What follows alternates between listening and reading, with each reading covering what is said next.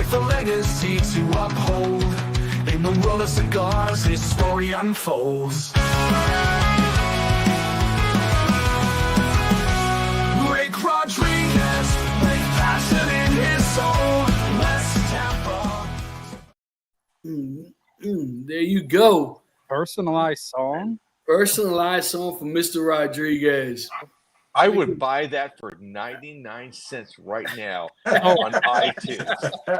I would fork that money over for you guys to buy that song to play at every event coming in. You know? That's right. Well, welcome, guys. Welcome to another episode of the Leaf and Ash podcast. Guys, we have a special treat for you guys today. Guys, before we get to our special guest, let me introduce to you my three compadres that are with me all the time. On the top left, we got PC, a.k.a. Silverback. What's going on, big dog? Hey, how's it going, everybody? And happy Veterans Day to all the veterans, you know? Yes, sir. Yes, sir. On the bottom left, guys, as always, we have the Don, Cigar Don himself. What's going on, Cigar Don? What's happening, everybody? Happy Veterans Day. Echo that, and hope everybody's having a great Monday. Yes, and always on the bottom right, we got that one finger pecking sensation as always, JJ, aka the Mutt. What's going on? Man, I'm just happy right now. I'm happy right now. I was waiting for one of your one-liners. You're happy then? I'm happy with a three-pack puppy right now. Yes, sir.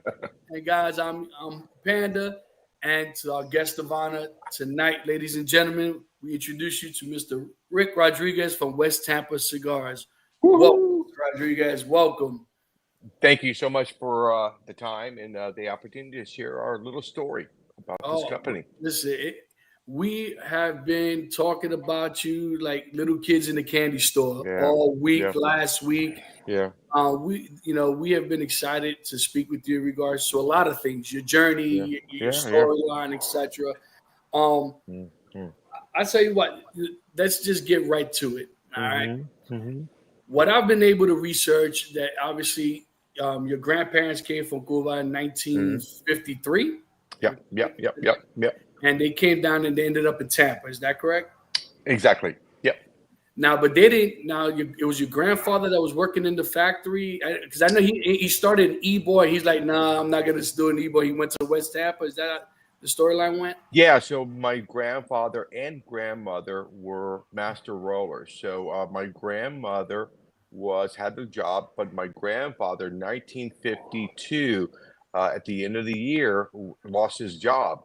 And so they noticed that Tampa was outproducing Cuba, making Cuban cigars.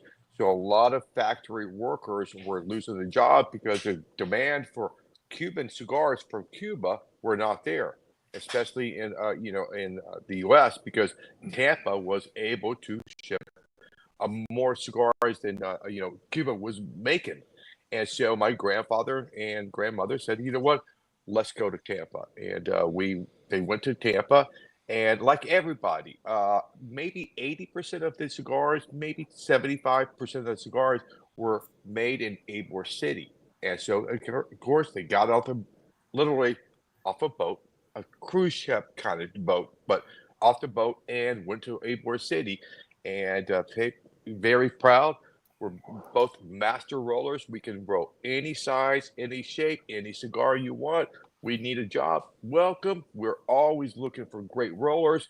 Let me take you around. And somebody was speaking Italian and to the general manager. And my grandfather stopped him and my grandmother said, you have Italians here? Oh, we have Italians working here, Germans and Polish people. After the war, after 45, they came to Tampa. What do? Oh, learn how to roll cigars. He said to my grandmother, we're not going to work with foreigners. Let's go. And my grandmother, we're literally off the boat 3 days ago. No, this is Cuba North because they heard, Tampa so much in Cuba. He's just like, this is Cuba North. So we're going to another factory. And the general manager said, bro, every factory in Ybor City has the same thing. And my grandfather, where do I go to work with only Cubans? Oh, West Tampa. They only hire Cuban workers. Perfect. Let's go to West Tampa. And that was kind of, I was raised in, born and raised in West Tampa, near a factory they worked with. My father came over.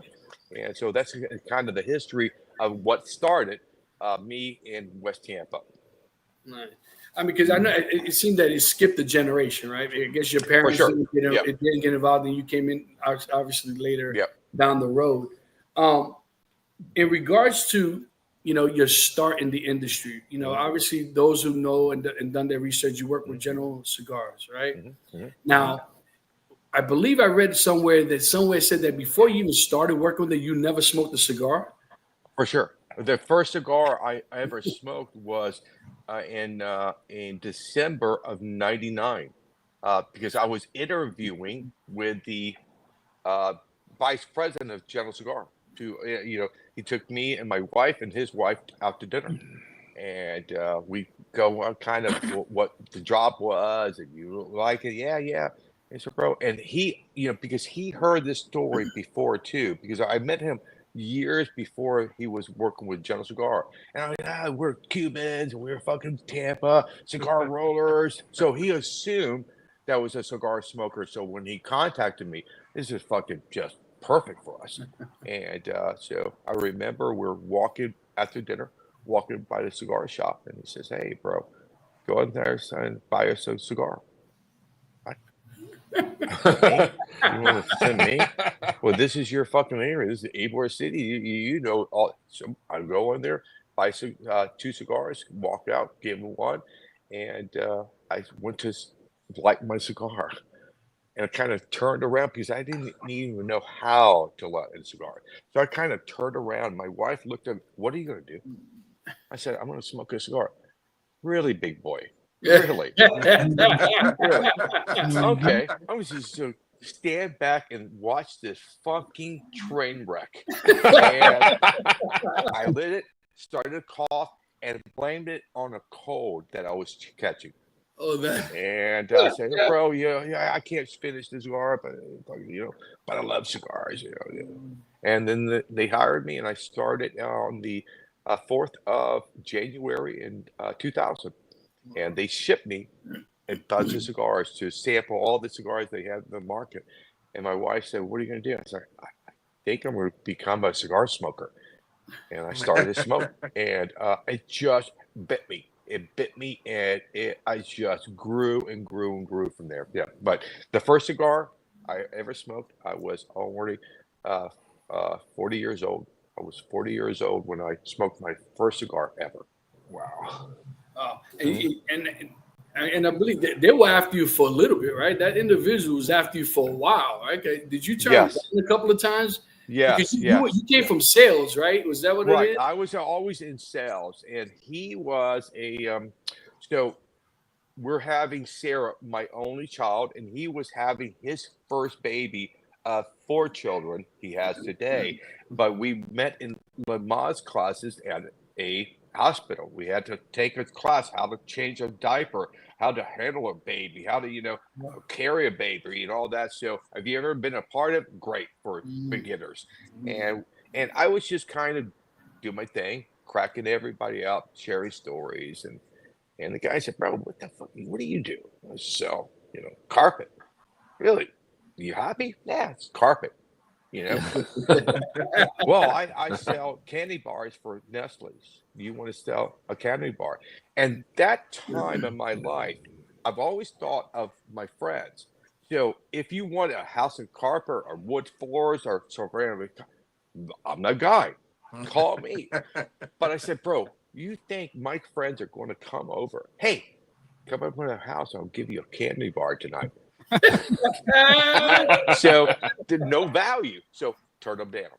And about 2 years later, he called me back, "Bro, I left Nestle's. I'm selling beans, baked beans, B&B beans. Do you want to fucking..." Bro, again, no value.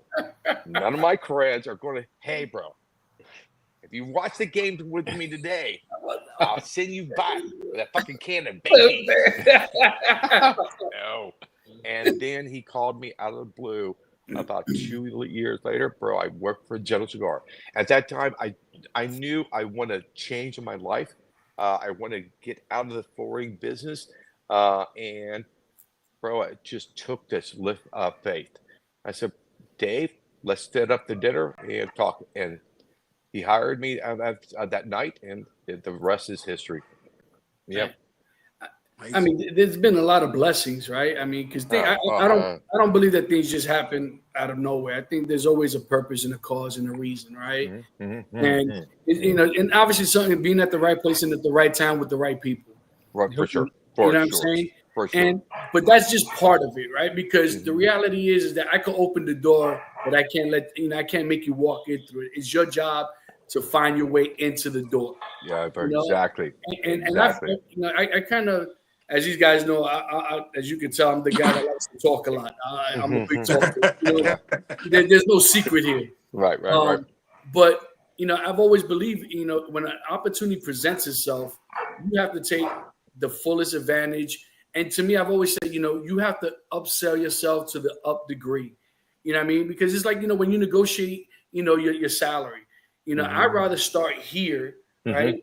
Because it's easier to negotiate before you get in through the door than once you're in the door. Once you're in the door, then it's a battle. Yeah.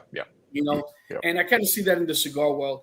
Like I said, you saw the list of questions I had. So before I keep on going, I'll come back. We'll circle back. But I'm gonna I'm gonna pass the baton to Donnie Boy on the bottom left there. How you doing, Mr. Rodriguez? Appreciate you being with us, man. This is bro. So if you watch any of our previous episodes or whatever, you're gonna know I am the biggest West Tampa fanboy that maybe on this planet. Thank you so much, bro. My story is I went into Pasadena Tobacco here. I'm in Houston, Texas. I went to Pasadena Tobacco, and I was shopping for some cigars. And these guys know I smoke some higher end stuff. I smoke the Padrones and the Davidoff and all that good stuff. And I was looking for some cigars, and the lady that works there came in and said, "Hey, we got this new account here, new cigars, and it's buy two get one free." Well, I'm all about a free cigar. So for sure.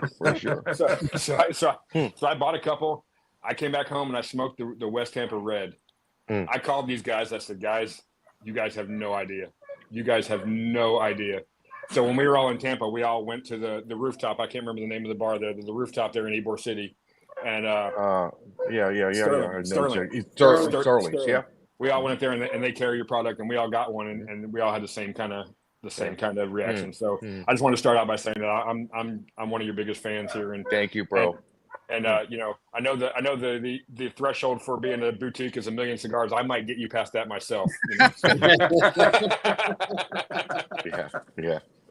So the West Tampa Red, it's my favorite cigar on the planet. So you're working for General Cigar and you're working for CAO and all that. Is that blend in your head and you're going, I can't wait to start my own thing? And no, because again, you have to remember when I was working with General Cigar, I was happy. I left for one reason. My daughter, Sarah, said to me, and we can get into the answer to your question. No, because I was fully entranced in General Cigar. So all my plans, all my tobaccos, all my stories, all my names, all the blends were there for General Cigar. And so it was, Sarah that convinced me I want to get in this business. So what we're going to do, we'll open a shop, and the shop turned into West Tampa. But no, because you know what, leaving General Cigar was hard because I had access to anything I needed or wanted. They never said one time, no, you can't do this. No, we cannot buy the tobacco. No, we will not allow you to this. Nothing. So it was just a classic case. I want to work with my daughter and grow something with her. And so, no, that was, it's somebody, it's often somebody asks me, when are you going to give us Flathead? Why would I do that? Well, Flathead's CAO. We love it. We want to support you. No, support that line. That's part of my DNA. Mhm. Now, let me offer you this cigar. Smoke this and see if you like it. So, no, I've never thought at one time in my career with General Cigar, I'm going to save something for my pocket for when I leave General Cigar. I was a lifer with General Cigar. If I would still be there today, if Sarah didn't tug on my shoulder and said, "Let's do something together," there's no Nice. way I would. Yeah. Yeah. Yeah. It's refreshing to hear you talk about your former company like that, and not have any regrets, and not have any bad blood between there. That it's refreshing for me to hear that. So my next question is the Cigar Aficionado Top 25. How Yeah. has that changed life for you and for West Tampa Cigar Company? Is it getting more hectic? Is it has it made you guys a lot more popular? How has that changed for you guys? It definitely helps you. It definitely helps you. To me, it was just an honor for them to call me and say to me, the bar was set with this company. The first time that we kind of top 25, the youngest company was 5 years old. That bar is now set of you, West Tampa. You're only 18 months old. And so to have a cigar in the top 25 for Cigar Aficionado, that, again, my career with General Cigar, I have access to, I've only had one top 25, and my career with General Cigar was Flathead. And so for that news to come, it just showed me, it showed the people that took the chance to get on my wagon because they didn't know. We didn't know it's going to be fucking off the cliff or fucking just a great fucking road. We don't know. But a lot of people took the chance. And now I can turn around, see, we know what we're doing. We know what we're doing. With me, with you, the manufacturer, my partner, with the business side, my tobacco side, Sarah's side, social media, we knew what we did. So now I can turn around and say, I think you bet on the right horse. Look at this. Look at this. And Yep. we're proud. It's not about the money, bro. I don't know. Right. Really, I could not tell you how much money we made off of that. Don't care. Don't care. Don't care. All I care about is anybody that reaches for West Ham for the first time says to themselves, you didn't burn me. Now, I don't care if you didn't like it, but it wasn't, I said, bro, you got me. It was so fucking bad. You got me. And so I was extremely proud when they called me and say, hey, bro, sit down. You just got number 25. Yeah. Nice. Yeah. Thank God it was not number 26. 6, right. Shut that door. Shut that door. Just a bit outside. Exactly. But yeah, it was unbelievable for us. So, like I said, I'm a huge fan. So, what's coming down the pike? I know you guys have a new cigar out, and Yeah. I tried like the Dickens to get it, and it must be really popular because I couldn't grab one. So, what's coming Yeah, down the it's not pike out. for? It's not out. So there's a lot of things coming out in 2025, but the one that they want from us right now is Circle Life, because we didn't go to the trade show last year, and we announced we're going to start to ship Circle Life in May. So last year in May, and then we discovered the day of the trade show, we just got the boxes from Vietnam, because this box is something different. Is like kind of a backstory why we're making this box in Vietnam, not in our box factory that we're working with. And so we got the boxes in time, filled up cigars, and started to showcase them and sell. And the last day, a blogger came to the booth and said, hey, bro, one more question. How many cigars in your box?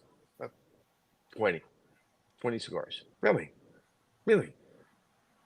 1, 2, 3, 4.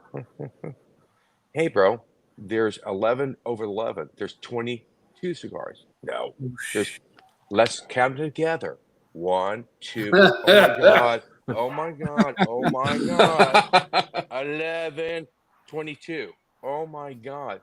So what happened was the factory I'm working with sent a wrong sample to size of boxes. And we had to destroy all the boxes that we received and do it again. And that took us back about 8 months. So now we're going to launch the cigar, and maybe the worst time you can launch a cigar, there's too much. The worst time, December and January.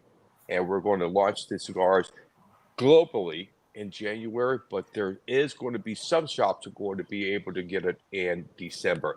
What the fans are seeing out there is I have the ability to share a bundle of cigars. And so what I did was start to share these cigars to get them on, kind of test them, see if the fans will love it, and start to share bundles.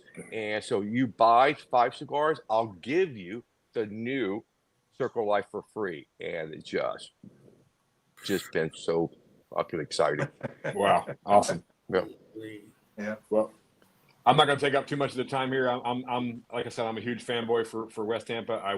It's my favorite cigar. It blew me away when I first had it, and I couldn't wait to share it with these guys. And so I'll pass it over to JJ. And thank you again for being on here. And happy bro, Veterans Day. thank you guys. I love you. Yeah. It's a true honor to have you on here tonight. Yeah. See, you've worked with Benji Menendez and Ernesto. How have they shaped your work ethic, or how have they influenced your work? I would not be here today without their help. There's no doubt in my mind. If you look at my training, when I was done with my training, there was only 11 people in the Hall of Fame for Cigars Official. 11. Before these guys either left General Cigar or retired or died, Mr. Coleman passed away. They said, you know what? You want this? I'm going to give you all my knowledge. And so I was trained by 4 of the 11 Hall of Famers. So not only Benji Menendez, Hall of Famer, EPC, Ernie, Hall of Famer, Frank Nessa, Hall of Famer, grew tobacco for the first time in Central America. And then Mr. Coleman, the only owner, not a blender, only owner in the Hall of Fame, taught me how to walk through a factory, how to respect everybody from the guy who was sweeping the floor to the general manager. And in his mind, there was no separation from that guy was sweeping the floor, got his attention equal to the guy that was running his factory. And that showed me, okay, you respect your people, they're happy, and they give you this. Got that. So I took everything that he taught me. And when I walk into a factory for West Tampa today, the respect, the bowing to the rollers, not them to clap for me, bow to them, shows them this is different. This is not the typical American that walks through our factories, the nose up, you know? And so, and Frank Ernesto taught me about growing tobacco. Benji taught me about blending tobacco. And Ernesto taught me about housing and fermentation and aging tobacco. So what all these guys did for me, with one of these dudes out, I would not be the same guy today. So I just a lucky person that was chosen by this group of gentlemen. They had access to thousands of people for the first time. They said, bro, we need to train somebody to be a blender, to take over for Benji, retiring, Anesso leaving. So we're going to be out without. So we elect out of 1,000 people, you, Ricky. What? No, I don't know what I'm doing. I don't know what I'm doing. No, don't worry about that. We will teach you what you're going to be doing. And so it was just magical. I pinched myself. The only person that ever answered that, why me? That was the first thing I said to my wife when I flew back from New York and said, I'm not a salesman anymore. They're going to make a blender. And I was crying, bro. I was crying like a baby because I knew my life is changing. Yeah. And I said, why me? Why me out of everybody? And Sarah placed her hand on my chest. Why not you? You're a good guy. Ah, you're right. Let's go to work. Let's go to work. Yeah. Awesome. And can you walk us through some of your processes of picking a tobacco for a specific blend? Or you could just tell us what the process may be, or It's not only about the blend, it's looking at your company sometimes and say, okay, what are we missing?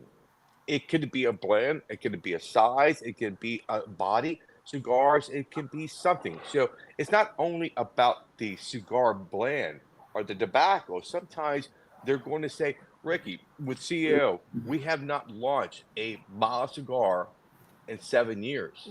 So the target for you is this. And that opens up doors or hallway to go and say, okay, what tobaccos do I want to use to produce the cigar that they are desiring for me? And so I work with a team. So sometimes maybe 70% of the time is tobaccos you want to offer your fan base. And sometimes it's a body that you know what, like Pepin. You know, they have so many cigars, great cigars in the market, medium to full body. They don't have a mild cigar, and they will struggle with that because they don't know how to work with that tobacco. They can do it if they want to, but that's not what you come to Pepin for. And right? so General Cigar opened my eyes to a variety of styles, a variety of tobaccos, a variety of bodies. And so, okay, so if I can do my own thing, let's from that and do what we can to give the fan base of cigar smokers what they want. So I didn't want to give you only full body cigars, and I can make a lot of money only, but I'm cutting out so many other people I want to connect with. Yeah. So sometimes it's more what you're missing, and that opens the gate what tobaccos you want to work with to fill that hole up that you're missing. Okay. And what's some of your wildest or most memorable stories of your tenure in the cigar world? Oh, you know what? One of my favorite stories, too, I can think of is Flathead and Columbia. When we launched Columbia. That was kind of in Palone, another one, but Flathead was one of my kind of crazy stories because General Cigar usually gives you about a year to work on the project. And as the blender, you have your fingerprint in everything, what it's going to be called, what the color of the box, the band is going to look like, the tobacco, the stories, all that. You can connect yourself to all these dots. And so we're working on a project for about 9 months. And it was a project given to us from marketing for CEO. And the factory not, we just didn't like it. And we worked on it and it just didn't come together. So I remember I was looking at my team and we're smoking yet another cigar. This is a 70 blend and it's not working. And then they showed us the presentation, the box design. And I'm like, you got to be fucking kidding me. Number one, the cigar is not working. And I am not going to go out with this rainbow throw up box that has every color on the earth on this rainbow situation. So, you know what? And they said, bro, what are you going to do? You know what I'm going to call the president tonight? The president of what? Dennis Guard. No. I'm going to call him because it was so horrible. And I called him. I said, bro, I've been working on this project with the team for 9 months. It's not coming together. And he said, Ricky, this is your 3rd year of introducing the cigar. You remember what I said 3 years ago. You only have 3 years. If you don't correct this downfall for CAO, we're going to just kind of sell CAO to a house company, maybe a JRs or a Famous, and make it a house blend company. And so you have one more shot. And if you're saying no to this project, you're going to go to the trade show in 3 months with no cigar. Oh, And that's going to be the death of you. I guarantee you. And so I said, bro, I have this crazy concept that I wanted to introduce to you guys called flathead. What is a flathead? Based on old car engines and all that. Ricky, I don't understand it. Don't care to understand it. You're in the factory right now. It's Tuesday. You have until Friday. Because we need to start to produce cigars. We need 200,000 cigars for the trade show. So you need to fucking start. Okay, I'll call you on fucking Friday. And I hung up and got with the team. Take all these cigars, fucking trash them. Take that a box, trash them. Fresh sheet, clean. Let's do it. And we created 2 blends. And my blend won, but it was burning too hot in my mouth. And my roller that worked with me said, box press it. And we created a flathead maybe in 3 days. And it's the #1 selling cigar for General Cigar today. And it was like, what? We knew we liked it, but that doesn't mean anything. And we launched it at the show that year, and everybody went, what is this? What is this? Called a cigar. It's called a cigar. I know. I love the 660, and it's at the which one is it? The 642? The 660. Well, they had the 660, the 7x70, and 5.5 by 54, a Lancero, and a little spark plug. It's the Lancero that I like. I love that. Loved it. Loved it. Very. Loved it. Well, And so, yeah. No, go ahead. No, we launched it, and it CEO's claim to fame was Brasilia. That was the #1 selling cigar for 10 years in a row for them. And so it was less than a year and a half that we overtook Brasilia to be the #1 selling cigar for CAO. And less than 3 years later, it is the 6x60. They make more 6x60 flathead than any other line that General Cigar has. Wow. I know. I keep a good lump of them in this humidor over here. I have one right now. I can get it right now, bro. Before I left General Cigar, I ordered some cigars just in case West Tampa didn't, right? I ordered some cigars, So, but I travel with CAO in my bag all the time. I guarantee you're not going to see me out of the field. Give me any CAO cigar you have in your case right now. I have no problem opening up. You want this one? You want Flathead? You want Amazon Basin? You want Palone? You want Colombia? Yeah, so I care because it's part of my DNA. Awesome. Well, cool. Your consistency and your quality is something I know we all four have come to fall in love with. Right. Because not only are we big West Tampa fans, but we happen to also be CAO fans. And now it all makes sense. Perfect sense. But again, Rick, I really appreciate you. I'm going to pass you over to PC. Okay. Rick, it's a pleasure. I hope I hope you don't mind me calling you Chef Rick. Bro, I love that. I should show you Chef Rick bobblehead, but it didn't work out. I love it myself. When you talk about your cigars and stuff like that, I know, how do you categorize them as far as the strength of the cigars? Are they mild to mediums to full bodies? How did you blend the majority of your cigars and put them in the range that they are in now, as far as the strength?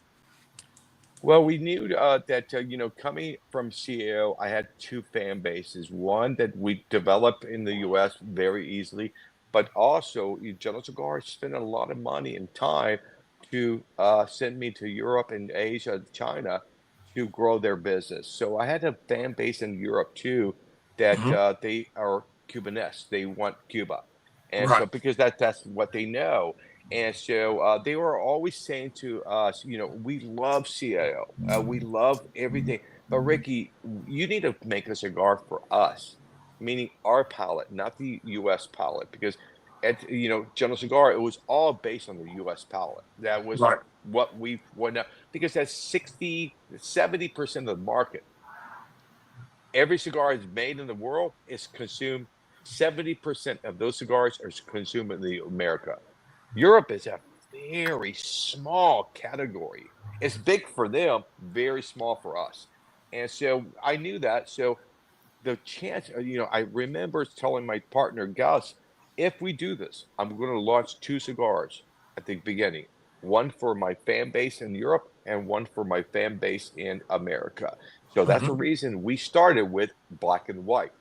Right. Black was for my fan base that love my session, my bones, my flathead, the darker wrapper, and Right. but the European fan base wanted more of that Cubanesque kind of style, and so that was white, and so we launched it, and that was the reason we launched that together, and then what we discovered when you look at the white, maybe medium, I mean mild to medium body, depending on how often you smoke, but mild to me, and then um, the black was a true medium body cigar, and then we wanted to offer medium plus, not full body, medium plus, and that was the red.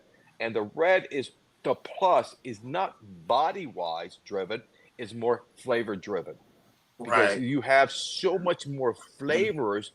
You Oh my can gosh. say, bro, I love the flavor of the black, but Right. maybe you can only receive 2 to 3 flavors, great flavors, Right. but red should give you that 4 to 5 flavors.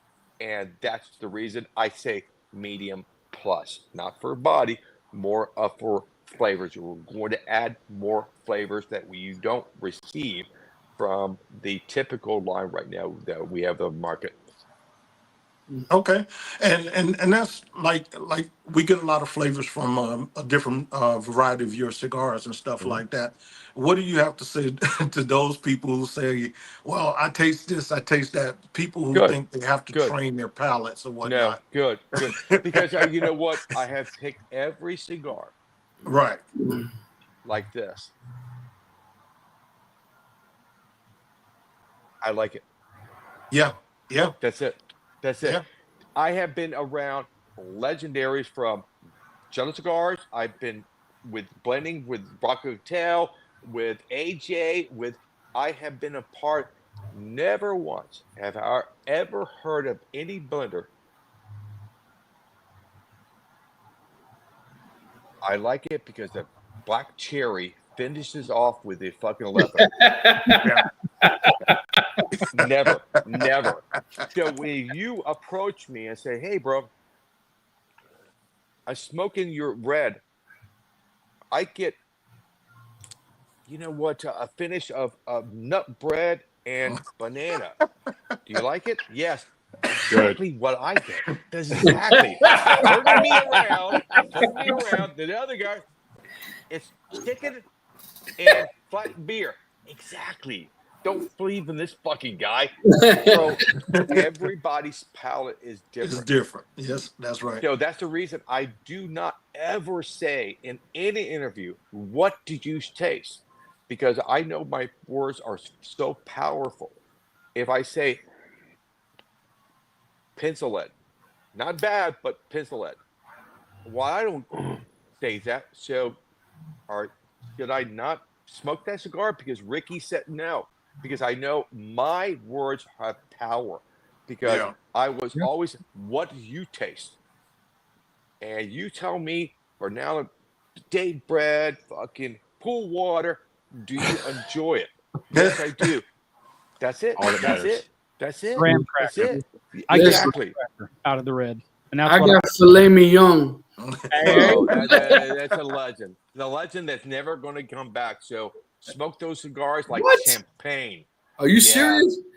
Yeah, Oh, I'll tell you a story about Bolici, and it's never going to be done oh again. my No. goodness. So And that's I'm that's one of saving my my favorites. That's Oh, one of my that's one of I've my been favorites. holding this cigar since July.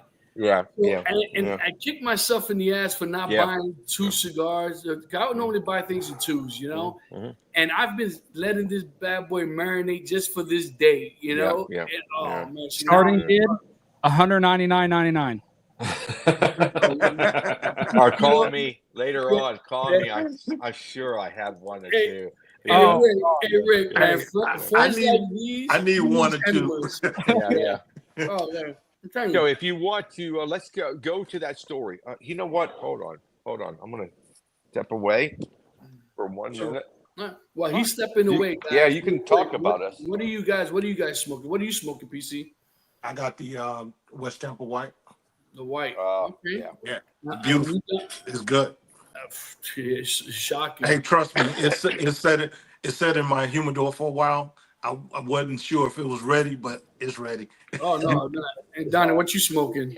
I got the red, but I also got a black on tap here on standby. So Oh. JJ.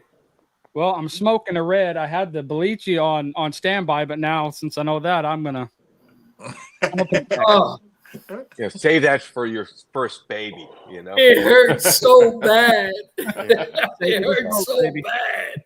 Save for I've the been smoke. waiting. Oh man. So now I'm gonna have to drive to Tampa just to see if I can find these bad boys. No, they're at, bro, they're sold out because again, what happened with that line? That we went to the company to start West Tampa, and this company was a dear from me. They're based in Tampa, so I went to these guys and say, bro, I'm leaving General Cigar and starting my own thing. Oh my God, don't do it.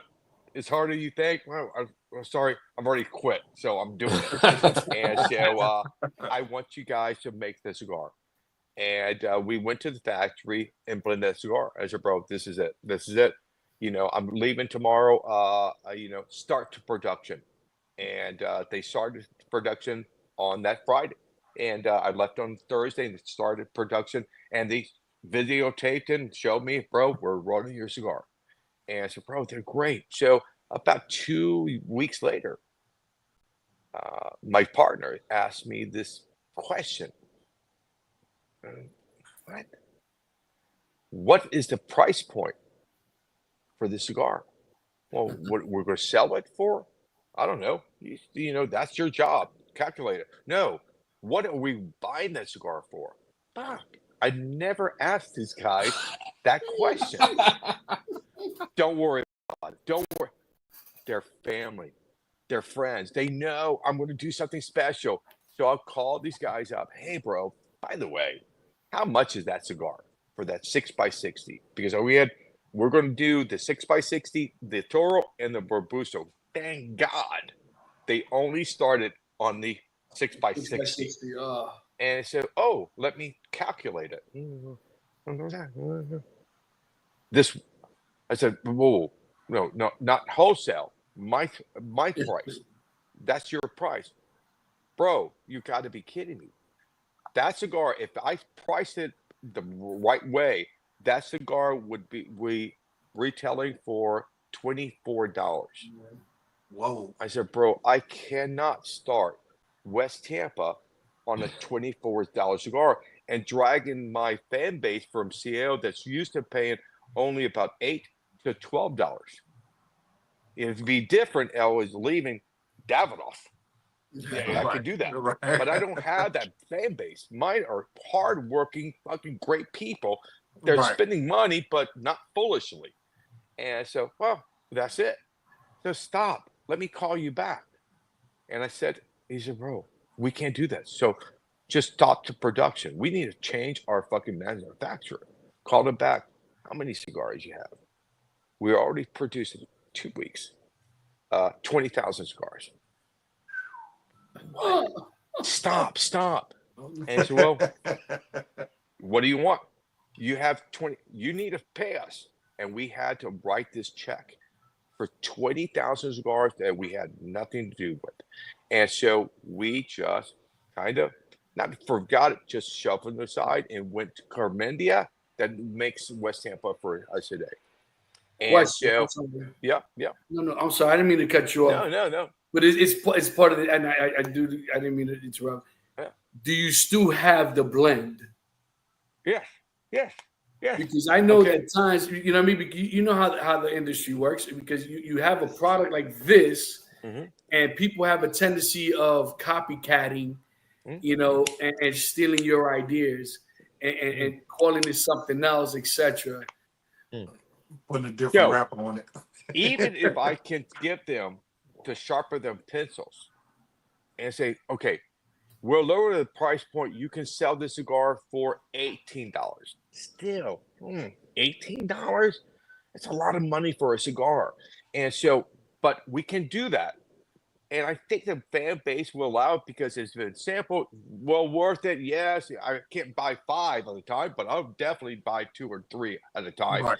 And so, but what we're going to miss, that cigar, before you put it in your mouth, was aged for 3 years. Wow. If I gave you a cigar from the factory today and compared it, bro, this is not the same blend. It is. All you're missing is 3 years of aging. And I could not afford to do that. And I will not do that because, again, it's just ridiculous. So we had all these cigars, bro. And I said, you know what? Let's get our money back as close as much as we can. Sell the cigar for, I think you guys paid $12.99, $13 for that cigar. Said, let's get on the market. Just say, guys, this is what we represent for this price point.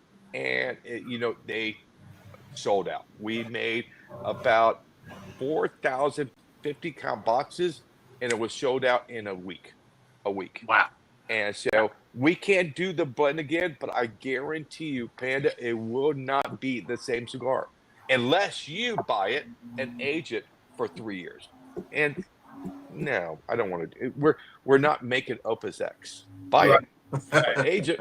Right. No, you age it for us. Oh, man. That's a true listen, story. Yeah. Tampa is only a 3-hour ride for me. Yeah. You know, I'm in West Palm Beach. Yeah. You know, it's because I can't find them down here. Because they're like I said, that was launched almost a year ago. So they're all gone.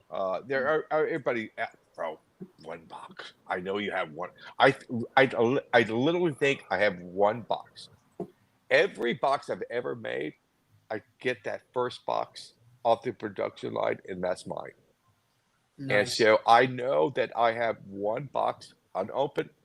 I received samples, when we're selling it. I smoked through those and gave them away. But that one box, I know. And so maybe what I'll do is, I know I'm going to share with you guys the Circle of Life.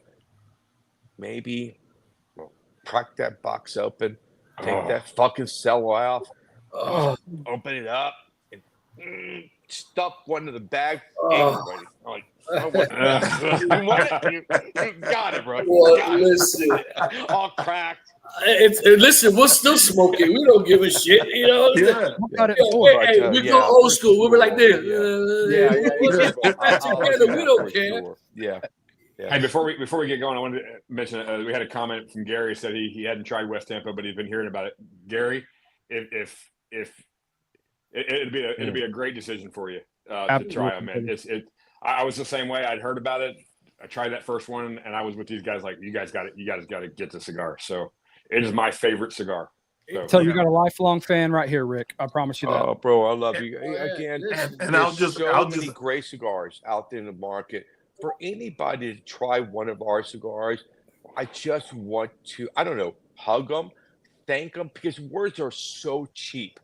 But I just want to say, bro, really, you're going to spend your money on a West Tampa because you have the opportunity to Popine, Rocky, General Cigar, Atadas, Davidoff, and you're going to spend your money with us.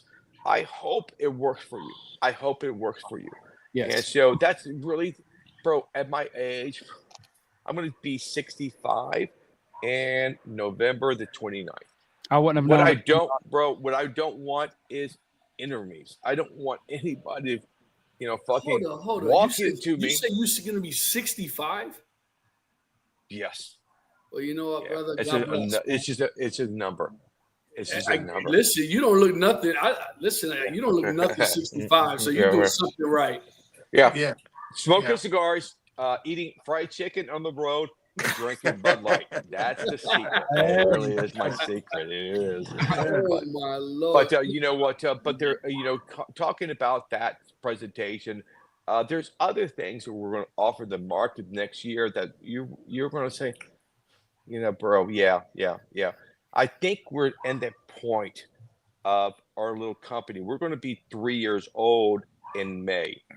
And so we think right now that we have the opportunity to share anything we want, and the fan base will believe in us to at least try it. And that's that. When you're a manufacturer and you have that trust in your hand, it is unbelievable, but you cannot take advantage of it or damage it. You cannot give them a bad cigar. Now, a bad cigar in your eyes is one thing. A bad cigar is a bad cigar. Right. But if you say, bro, it was too mild, it's too much body, that doesn't make a bad cigar. That's not my cigar. Right. But I don't want anybody to smoke. This is just a bad cigar. So hopefully we never say never, but that's what we're trying to do. Just don't take advantage of this fan base that has given you trust and love, support, and their money in your hands, and take advantage of this situation because your name, your product is out there. Now we can sit back and just fucking flood the market with bullshit. There's a lot of companies out there that do and very successful companies out there. Listen, these guys can tell you I had exactly that happen to me. I won't mention the person. He's very well known. And what bothered me the most, because he had me as a fan. I enjoyed his cigars. But what ended up happening was that he was just throwing out cigars out there like crazy. And they were all tasting the same, naming them something different. Yes. And to me, I kind of felt insulted, right? Because if I'm a true fan of yours, I'm gonna support you. I'm enthusiastic. I'm gonna talk about your cigar. I felt robbed. I completely felt, betrayed, and I stopped smoking that cigar for years. Years. I just recently started smoking that brand again, actually this year. But it's a valid point what you said. It is devastating because, again, one of the things that I didn't know doing my own thing, what changes that were going to come my way. Now we work with this little factory called Garmendia. And Garmendia, when I met him for the first time on Zoom, I didn't know him. And they were introduced to me by somebody else. I said, bro, if you're looking for a small factory, because what I didn't want to do is go to the major factories. When I left General Cigar, I received calls for the top 10 producers of cigars. I received calls from Fuente, Davidoff, AJ, Popine, Rocky Patel, name them. They called, oh, bro, we want to make a cigar for you. We love you. No, you don't love me. You love what I did with CAO and the numbers that I gave General Cigar. And now you want to ride my fucking coattails. So we knew if I go to the big guys, I would just be a number. And if you don't succeed, Ricky, don't care. Don't care. Next up. But they got your money. They got their money. Yeah, exactly. If you work with somebody small, They said, bro, do not waste this opportunity I'm giving you. And because when I introduced myself, do you know me or about me? No, sir. No. I was a blender for CL. Oh, I've heard of CL. Of course I have. But I didn't know the blender and the. Do they do good? Oh, yeah. We did very well. We're doing very well. But don't worry about bro, because I don't know you. So let's get together and form this. And I said, bro, at the end of the day, how many cigars do you make a year? I said, bro, Ricky, last year was a hell of a year. I really down a year. I made about 100,000 cigars last year. And I said, bro, I need for you to produce 180,000 cigars before we even launch the cigar. And he was like, no, there's no way you're ordering. Yeah, I am. So you need to make 180,000 cigars for me in 3 sizes and 2 blends. No, you're just bullshit. Where's the cameras? Where's the Gotcha. yeah, you know? Got a fucking ticket up. It's not a lottery ticket. It's just a card. And so I didn't know I had the power to change people's lives until the 6 months later, I went to the factory, and everybody in the factory, every roller he had, 18 rollers, stood up and clapped for me. And I was stunned. I was stunned. And I said, wow, no, sit down with you because I'm making, because of you guys. He said, bro, it was the first time in 5 years I have been able to pay my fucking rollers a bonus. Because the amount of cigars, bro, I could tear up right now. Because the amount of cigars, you have not changed my life as an owner. You have changed that roller's life, that roller's life, that roller's life, that fucking guy sweeping. Every guy got a bonus in 6 months. Bro. That's cool. So Cool. it is very cool. So I looked at it, do not ruin this opportunity. Meaning, do not change my blend without notifying me, and don't fucking start to roll a shitty cigar. And make sure your rollers are giving this consistency that we want from you and the blend we want from you. If you do that, you can buy that catalog, you can buy that piece. I don't care what you do with your money, but I'm going to give you an ability to have a company that's global, and you're going to be known as a global manager. You're not making cigars for West Tampa, U.S. You're making cigars for Europe, Asia, and maybe China one day. They're going to know your fucking name. And so for me, to you, that's a gift. Don't take advantage of it. Absolutely. Well, and I'll say this too. I mean a lot of people that smoke cigars that don't want to smoke because the strength is way too high. And a cigar like yours, I just thought about it. It'd be perfect to give someone that's trying to get back into, smoking cigars or introduce them to it.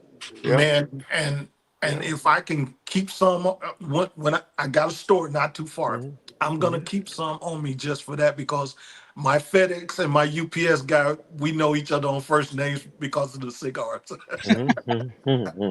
So, and that's what we do, man. We just try to, share the love with everybody and stuff like that. And we also, I know that you like to, put women on the forefront, and For sure. the dynamics that women have in this thing now is amazing to me. Yeah. Well, I hope Alex is watching this, because I can't buy these cigars within 100 miles of my house, of where I currently live. Right. So hopefully my guy at my lounge is watching. And where's your where do you live? I live in northeastern Oklahoma. I have to drive to Missouri. Yeah, it's going to be hard. It's a hard market here. Yeah, it is. So if you go for any fan base, if you want to see where you can purchase a cigar from West Tampa, go to our website, find a locator, and just put your zip code on it, and they'll show you the nearest shop. And if that shop is too far, we also have some internet guys that can provide your cigars from Famous, we have best cigar prices, and so you have the ability to get the cigar, and hopefully your shop. Number one, if your shop is waiting for somebody that represents West Tampa to walk in to sell the cigar, that's not going to happen. I don't care if you're in Tampa. We have told the salesman that work with, we don't need another account. We really don't. And so, but anybody's interested, the door is wide open.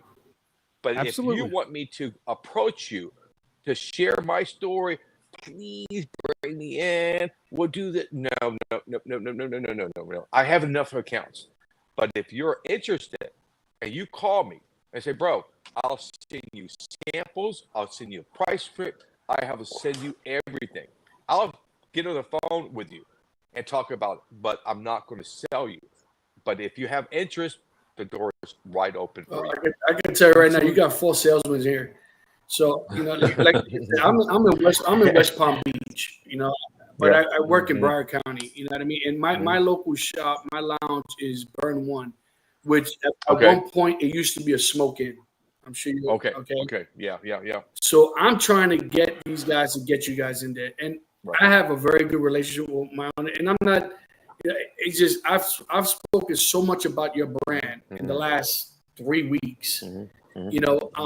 I told, because where I get my cigars, my West Tampa is at Neptune's. Okay. Yeah. I'll drive to Fort Lauderdale and I'll grab a handful of the Reds or whatever they have, and so I'm in the process right now of grabbing a couple of them so I can give them to the owners and the managers so they can try them out. Because what I love about not only is a phenomenal, my favorite word, phenomenal smoke. Your price point on the cigars, it's perfect, and. And listen, we all know within time, everything's going to go up in price. We all know this. You know what I mean? But where you have started your price point, it's perfect for the blue collar worker. You know what I mean? And to me, is it worth $16? I'll pay $16 for it. I'll pay $12 for it because it's that good of a quality cigar. When we get there, because of the tobacco, that's one thing. But for me to sell a cigar that I know I can sell for $10, but make more money if I sell it for $13. That we're not that company. We're more McDonald's. Yes, we're making less money per cigar, but McDonald's makes maybe 5 cents a hamburger. Go to fucking Five Guys. They're going to convince you buy our franchise. You make $1 per cigar. Okay, how many burgers you sell this year? 1 million. Okay, great. That's 1 million. How about you got 1 billion? Oh. Okay. Times that fucking money. And so we're for the long run, not the short. Get it in, get it out. Bullshit. Because I know every door. I know how to package to bring the price point up. I knew how to bring the price point up. I knew how to tell stories about tobacco. We aged it for 5 years in a fucking barrel of fucking bullshit. We know all that. I don't want to do that anymore. I did it with General Cigar. Now I just, bro, try it. It's a valid point. We had David Garofalo on our podcast, right? I love him. And we absolutely adore him. And he kind of gave us an insight. What he said, and for whatever reason, this always stood me. And think about it. He put it as a pyramid, right? So think about like the tip of the pyramid is basically those people that are your 1%ers that are buying your 15 and above sticks, right? Why are you leaving the bottom of that pyramid empty? Why? I'd rather have a guy come to my store and buy 2 West Tampa cigars, right, or 3 for the price of 1 premium high legend cigar, right? Because next, the 1 stick leads to 2 to 3 to 3 to a box. So when you look at that as a totality, it's a smart business strategy, right? It makes more sense, because you're gonna have more hands grab that $8 and $9 stick than they are $18 stick, or $16 stick. So it makes absolutely sense. It does make a lot of sense. But PC, I know you. Do you have any more questions? No, Or that did we pretty get you off? much take care of it. Unless he wants to share, more about women being in the cigar industry and stuff of that nature. Well, there's two categories when you're building your what is your kind of mission and who you want to talk to. Getting together with Sarah, and Gus, my partner, we knew there's two markets that I want to work with that it's been neglected for a number of reasons. We don't know how to talk to that group. We don't want to talk to that group. I don't think that group will support us. And so there's two groups that the industry has overlooked for years. One is women, and the other one is the Black community. That by far the faster growing segment. If you research who is coming into cigar smoking, there's three groups. Young people, there's discovering cigars from that 25 to 35-year-old range, and then the women and the Black community. So why not start to talk and share and believe in these two categories that whatever reason, the other companies, no, that's not I can talk to the Latin guy. I can talk to the white guy. I can talk to the Italian guy, but I don't want to talk to the Black community or the women because I don't know how. So just start to reach out to them because they deserve your attention. Yeah. And so for us, that's not saying that I don't want to sell to the Italians, the Hispanics, or the right. But you've been marketed for the last fucking 100 years. Get off the stage. Let somebody else have the spotlight. And I think those two groups deserve my attention. Don't care about anybody else. My attention. Read the comment there, Rick. Yeah, baby. That's an old trick. If you want to smoke in your rental cars, either order a bag of fries the night you're going to turn your car in the next day and put that. I don't care if you're have a body in that car. That fucking French fry is going to overtake the smell of the dead body. And so that's one way. The other way is when you're filling your gas. Take it back, open your back door, and those little drips of gas, is it? And they pull in. And so, anything wrong with? You know what? It smells like gas. I have some gas. They'll take that fucking car off the line and break it down to find it. It was Ricky. I love it. Smoking a cigar in the car. What's up, Black? Never been caught, and I've been smoking. In a rental cars, I hope Avis is not part of your family because I've been running from Avis for 25 years and never been caught. Never been caught because of those two things. Black South. He's our number one fan, and we owe him everything. He follows us, Black South. We got much love for you, and also, no doubt. We got JJ. Thank you for your service. Rick, JJ's our veteran. He was in the U.S. Army. So I have a few more questions. If you have time. I have no. My wife is inside getting ready for bed. So after this, I'm going to watch a game. So your time is my time right now. Yeah. So thank you. Your company is relatively new, obviously, and you're not new in the game, right? Mm-hmm. But for some reason, you got that niche, right? You have the gift of gab, you have the gift of selling, and there's something about your character, your aura that people are just attracted to, and I think that kind of makes things easy because you're very easily approachable. You know what I mean? Did you get any resistance from General, or when you broke parts? Because you were there for what, 24 years? Yeah. No, they're still angry. They're still angry. I guarantee you. And because we know, listen, or at least I know, I've been very fortunate to meet a lot of people in the industry that I like to call friends and stuff like that. That kind of share some stories and stuff like that in regards to the industry. And I could only imagine that after 24 years of you dedicated, because I believe they sent you to master blend to teach you how to master blend. Oh, for sure.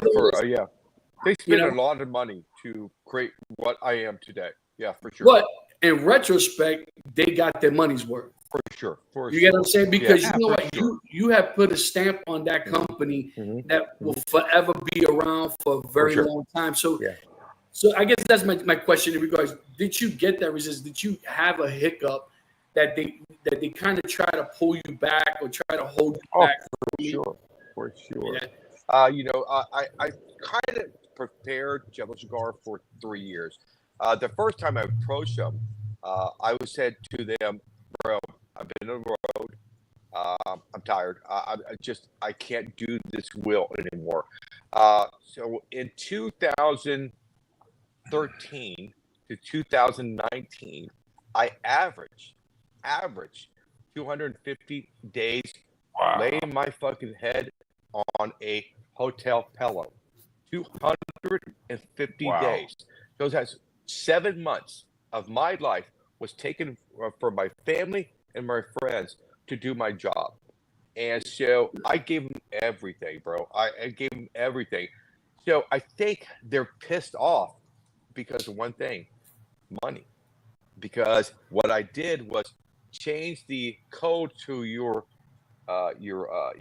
credit card when you're at the titty club and you need $20 more. So love me for $20 more. Change the password. I have no idea what you mean there. Fucking just, oh my God, it doesn't work anymore. And so that was the main grape for them. Chio's not going to be the same. Yeah, bro. It could be if you heard me at the beginning, because I said, give me somebody to train. So when I retire, it's going to be a good pass off.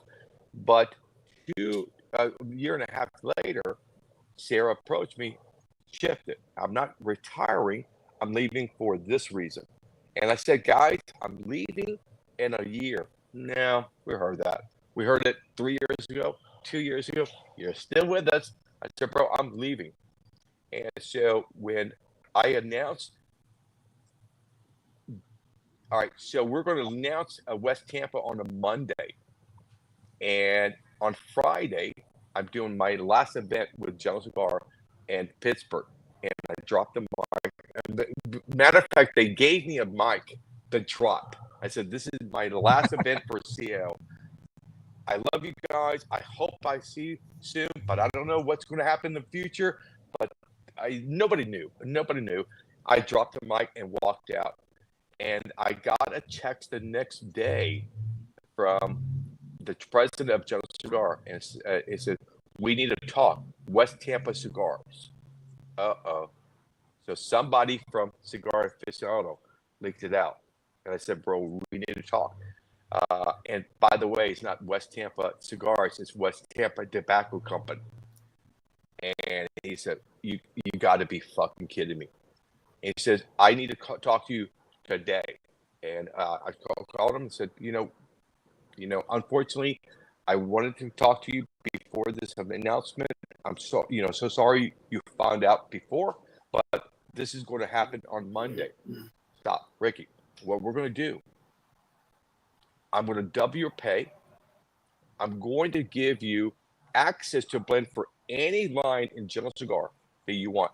Cohiba, Macanudo, Punch, not only CL, and I'll give you 10 cents a cigar. If you calculate this, Ricky, next year you should make about $300,000 to $400,000. I said, bro, oh my God, that's great. Where was that 5 years ago? Right. Where was that a month ago? Now I'm leaving you. You're going to show me respect and love. You have your chance. You think I'm going to turn around and fuck everybody? Telling my daughter, I'm not doing it. I got you my money. My partner, my factory, fuck you guys. I used you to get more money for me. I said, you don't know me, bro. I will make that money up. Maybe it's going to be 10 years. I don't fucking care. It's not about money. It's about respect. And you didn't respect me, and I'm leaving. I gave you 3 years. You didn't do anything with it. And they announced West Tampa Tobacco on Monday, and everybody. How did they do it over the weekend? Well, Yeah. I didn't do it But over not the only weekend. that, the research that I did, there was no compete clause. That's where they fuck up, bro. They fucked up big time. I've done my research. Bro. They fucked up Because they could have really gotten you by the corners, you know. After my training, Mr. Coleman sat me down and said, bro, you know how to make cigars. You know how to, you can leave us today. Sir, I would never leave you. I love this company. Well, we're going to have a contract with them. I said, bro, I'll poke my finger and sign it in blood. I'm yours. Matter of fact, if I leave, if I quit you, I will be gone for 10 years. 10 years. Put that in the contract. 10 years, you can't be a part of any cigar. Selling, fucking blending, anything. I will sign it. Okay, perfect. I'll have the contract written up. At the trade show, 3 months later, bro, I need my contract because the contract was 5 years. So I guarantee myself. So if you want to fire me next year, pay me, 4 years of salary. So I wanted for my family. And so, and he says, Mr. Coleman, I have no contract. Ricky, I'm so sad right now because I'm going to announce in about an hour, I just sold General Cigar to Swedish Match. And I don't know if they're going to keep you. So it's not my job to give you a contract because it will be voided out the minute I sell this company. So if I was you, tomorrow, when you see all these guys from Swedish Match, get to know them. Get to know them and do your thing. They will love you, and they'll give you a contract. And so I met them, and, I heard you have no contract. No. Yeah, we need a check. Bro, now, no blood. I'll send it in pencil. Just in case I need to erase it. Pencil. All right, well, okay, perfect. And so a year goes by. Now, no contract. I said, bro, now I want my contract. Now you're using me. Because the contract, they showed me the bump of pay, a Cadillac, and I have fucking a little car. They're going to give me a Cadillac and a bump of pay. So I wanted my Cadillac. I really wanted my fucking Cadillac. Oh, man. I was like, oh, man, the Cadillac. And so Swedish Match, I said, bro, I need a contract. Yeah, that's not going to happen. You know what? We're selling to SCG. It's SCG's responsibility to sign your contract. And so for 2 years, no contract. And now, fuck them. I'm not going to, mention it. I'm doing my first tour of Europe, and the president of Swedish SCG called me. Hey, we just noticed you have no contract. You can't go to Europe without a contract. I said, bro, it sounds like your problem, not mine, because you already set up my events. So you have to call them and say, we're going to have to cancel because of the contract, money. And you don't want to do that with these Europeans. They don't like that. And I said, bro, no, you're not going to go. Okay, I don't want to go. So if you don't want me to go, that's your problem. Cancel it. Mm-hmm. Just go. And never introduced or offered me a contract. And so in 5 years, if I saw it for 3 years, 3 years out of this industry is like the dog years. It's 21 years. It is devastating. Look at what was happening to the old CEO owners. He's back. Tim is back. out to his back, Wow. and he's struggling because he's been gone now for 15 years. And there's like, oh, I own CL. No, that's Ricky's. Who are you? Oh, before Ricky, it was me, my sister, who the fuck are you? So yeah, they Yeah. fucked up, and that is my Yeah. angel, my angel. Yeah. You know, so I yeah, mean, it was it's crazy. brutal. Yeah, because by the time they realized, I mean, you went through like 3 exchanges, right? Three different Yeah. ownerships. Yeah. And, I mean, like I said, things don't happen for reason, for no reason, rather. Yeah. You know? And it's crazy, which leads to my follow-up question. You know, where do you see West Tampa Tobacco Company in the next 5 years? Or where would Having you fun, growing, and introducing better cigars, because every year I have more knowledge than I had last year. You know, if I can just apply that little technique that I saw in the factory, roll that cigar again.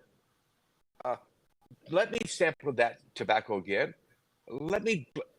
So every year, Benji said, the day you die is the day you stop learning about tobacco.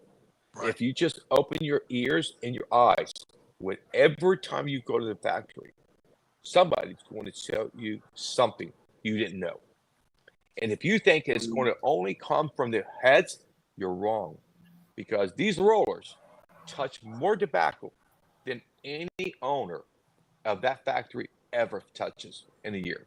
And they touch that tobacco in a week more than you do in a year. So if I was you, when I go to the factory, pay attention to your rollers. And they'll say to you, you know what? I wouldn't use this tobacco in your blend, bro. I know the money, but just look at the style. So look at Amazon Basin. Flathead. Remember the story? It was a round cigar burning hot in my mouth. I need to cool it. Either change the blend, lower primings, doesn't burn to more flavor. And the guy said, bro, box press it. Who's the leader of this team? What the fuck you know? You're a roller. Box press it. Next day, oh my God. And so the band for Amazon Basin. When we had Amazon Basin done, Ricky, what's your band going to look like? Oh, I need a white band. We're going to spill mud, rain, coffee. It looks like it traveled through the Amazon. And the roller that's been working with for years. Hey, how about this? What is this? Twist it up tobacco. Show me again. How did you do this? And that was because that guy. So you can learn from anybody. You can lower yourself and say, can you help me? I own this fucking business. You're just a roller. Can you help me with this blend? Yes, I can, sir. Yes, I can. Yeah. So I guess a lot has to do with checking your ego, right? Oh, for sure. Because Because I would assume. I mean, what I have seen. I mean, obviously, when certain people get to a certain level, it kind of. How do I say this not to be so rude? It goes to their heads. These guys walk around like this shit don't stink. You know what I mean? They buy their own pub. They do, and not to be so candid about it, you know what I mean? Because I've seen it, and there's certain people that I absolutely love their cigars, but the person himself is like, I know that. I mean, we would love to have him here, but I think that it will bump heads. You ran out of fuel. Yeah, I did. But you know what? Benji taught me some great lessons about how to talk to people. And so you have 3 kind of people that represent their line. Either the guy that's going to a question. You raise your hand. What's the difference between Maduro and natural tobacco? One of the guys are going to say, okay, how long have you been smoking? I've been smoking for 5 or 10 years. And you don't know by now the difference between every other hand goes down. Why? You just embarrass this guy. That's not the way to answer any questions. I don't care how fucking much knowledge you have. not answer that question. The other guy is going to overtalk you. Well, the pH level in the soil is this, and we can do that, bro. Now you're trying to show off with all. I hope you know more about tobacco than I do. I'm just a consumer. So now you embarrass me with your knowledge. Benji says, answer it this way. Great question. And my belief, a natural tobacco, I rotate in my mouth, forward way, there's no sweetness. Maduro, rotate in the mouth before you, there's some natural sweet. That's Maduro. Next question. I have a question.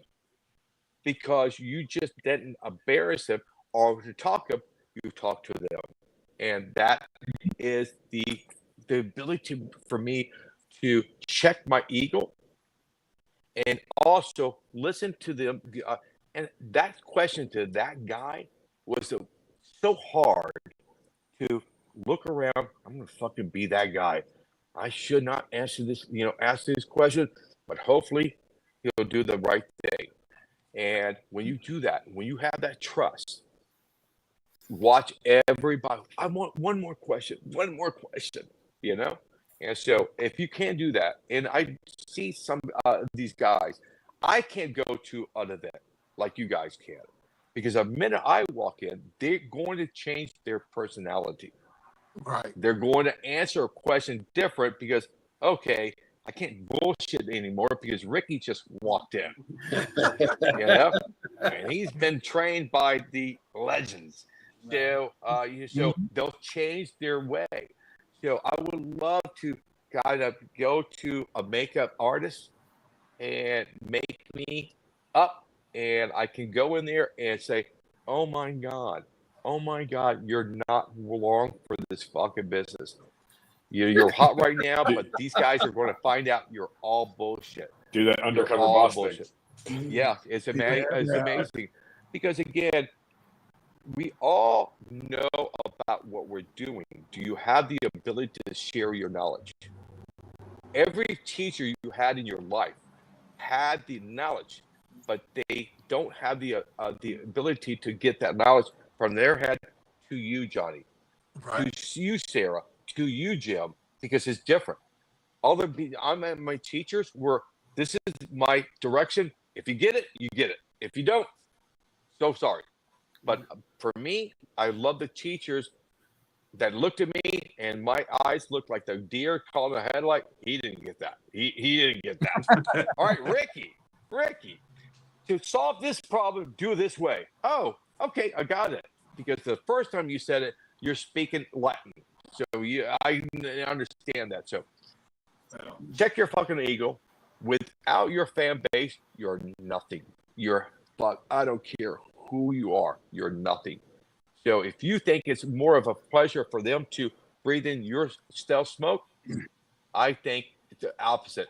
If it's pleasure for me to breathe your smoke into mine area, because without you guys, I have nothing. Yeah, we greatly appreciate it because I mean, you've been in the industry for a very long time.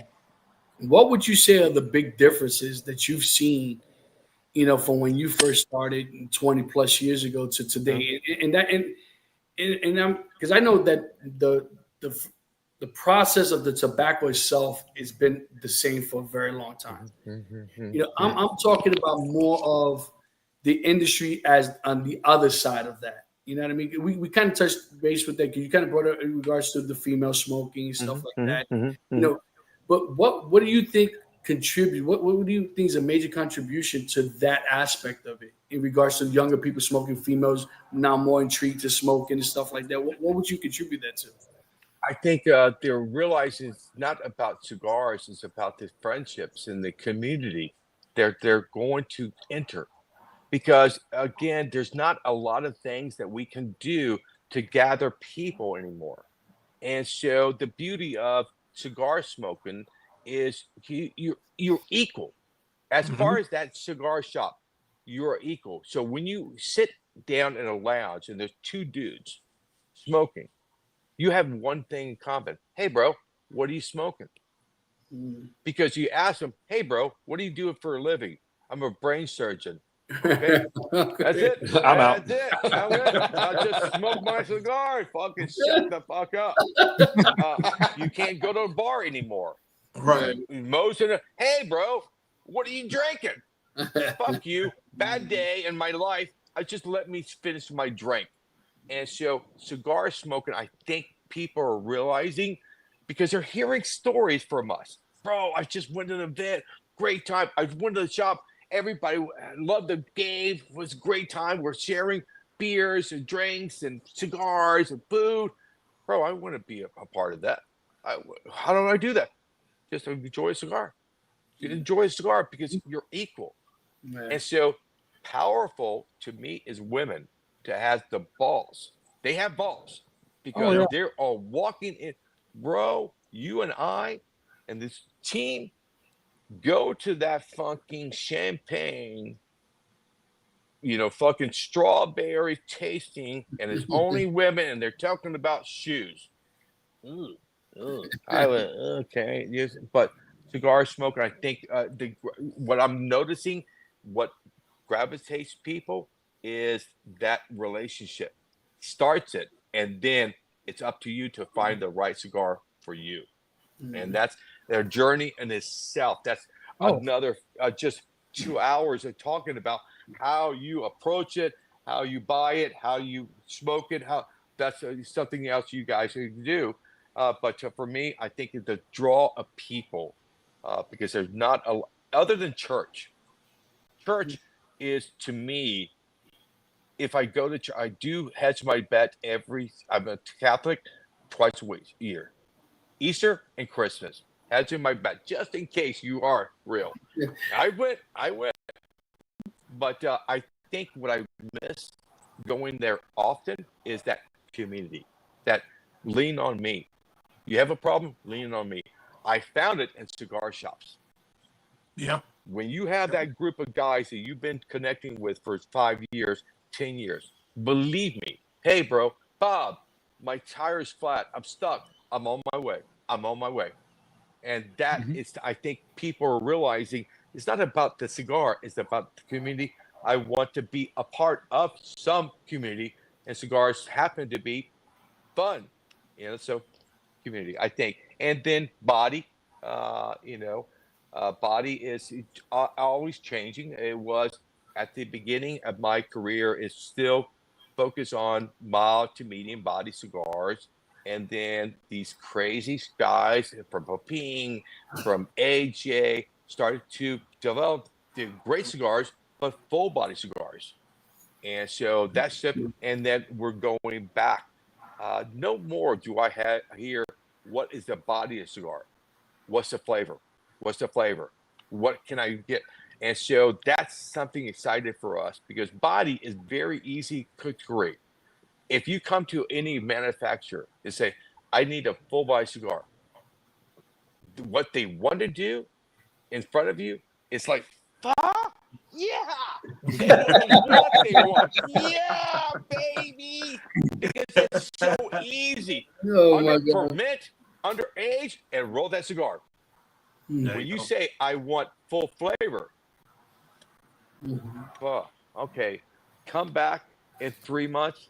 I'll have some samples.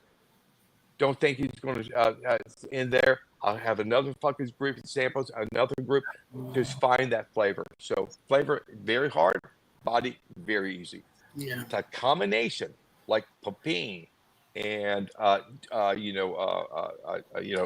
Poping and LFD. Yeah, all these guys is giving you full flavor and full body. Yeah. And that is so hard to. So I bow to these guys, but I also say I'll challenge you, Poping. Yeah. Make a mild cigar. I'll make one. You make one. Because it's like a chef. If you go to a steak restaurant and you said to that chef, you love their steak, they're known for their steaks, make me a pizza. Right? No, you want steak. No, you're a trained chef. Yeah, but I don't have the ingredients. I don't have the technique. I don't know. No, so it's very hard because all these factories, what we don't want to do is deal with one factory. What Jetta Cigars showed me, Jetta Cigars owns 3 factories, one in the DR, one in Honduras, and one in Nicaragua. I remember when I was training in the DR for 6 months, got home 3 times in the 6 months for 3 weekends. I lived, eat, smell tobacco for 6 months. And they said, now you're going to go to Honduras. Why? You just taught me everything. No, we taught you this factory. You go to their factory, they ferment different, they age different, they roll different, and they use different. So we have to do. And then we bought Nicaragua CAO. I went there to train for 3 months because I wanted to see what. And so what you have is a cigar company out there in the market that if I blindfold you, you're going to say, Poping, Davidoff, Fuente, because they have that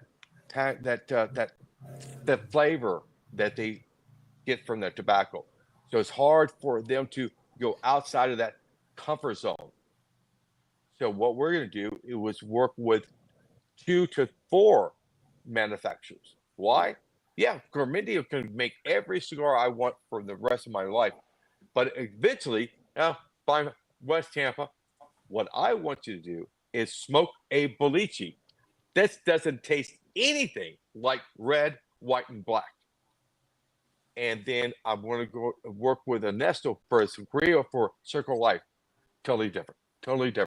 Even if I had the same tobaccos and produce that cigar in Nicaragua, totally different.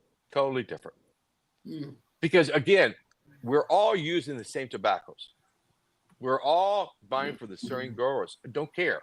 It's how we work with that tobacco. What was your fermentation process? What is your aging process? What is your process of rolling cigars? Do you tube? Do you book? All that comes to play. So what I want to do is present 3 burgers, one from McDonald's, one from Burger King, and one from Wendy's. You choose which burger you like. Right. But you cannot go to McDonald's and ask for a Whopper. Because if you do, bro, you have a hamburger, you have a bun, make me a Whopper. No, I don't have the tools. And so that's what we want to do is work with multiple factories. So when you smoke a West Tampa cigar in the future, wow, this is from left field. Okay, this is different. Yeah, for sure it's going to be different. I can take red, white, and black and make it in a Nesso factory. Not the same. Wow. There was a question. JJ, what was the question that Tony This had from Tony. It says, Chef Rick, I'm guessing you smoke other brands. Do you smoke any boutique brands? For sure. I smoke, you know what, a lot. Number one, I'm a cigar fan. So if there's a hot cigar in the market, I'm going to enjoy that cigar for sure. I'm a fan. Then the owner kicks in. Can I steal that blend? Can I make myself? Because everybody copies it. I remember going to this trade show after we launched the next year for Flathead, and people were saying, "Hey, try my version of Flathead." And because we all copy, but we know that that's the reason we're so willing to share our recipes with everybody.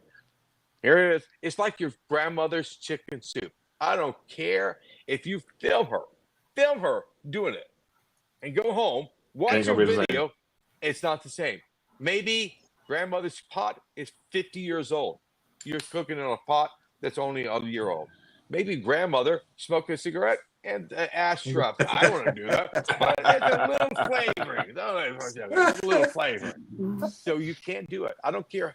Your mother's, whatever, you cannot duplicate. It could be good, but it's not mother's. Yeah, is it? So at the end of the day, if you know that and go to that situation, say, I don't want to produce that same cigar, but take that cigar from Rocky Patel, and what would you do with it to make it better in your eyes? I've changed the binder. Okay. That's enough. Yeah.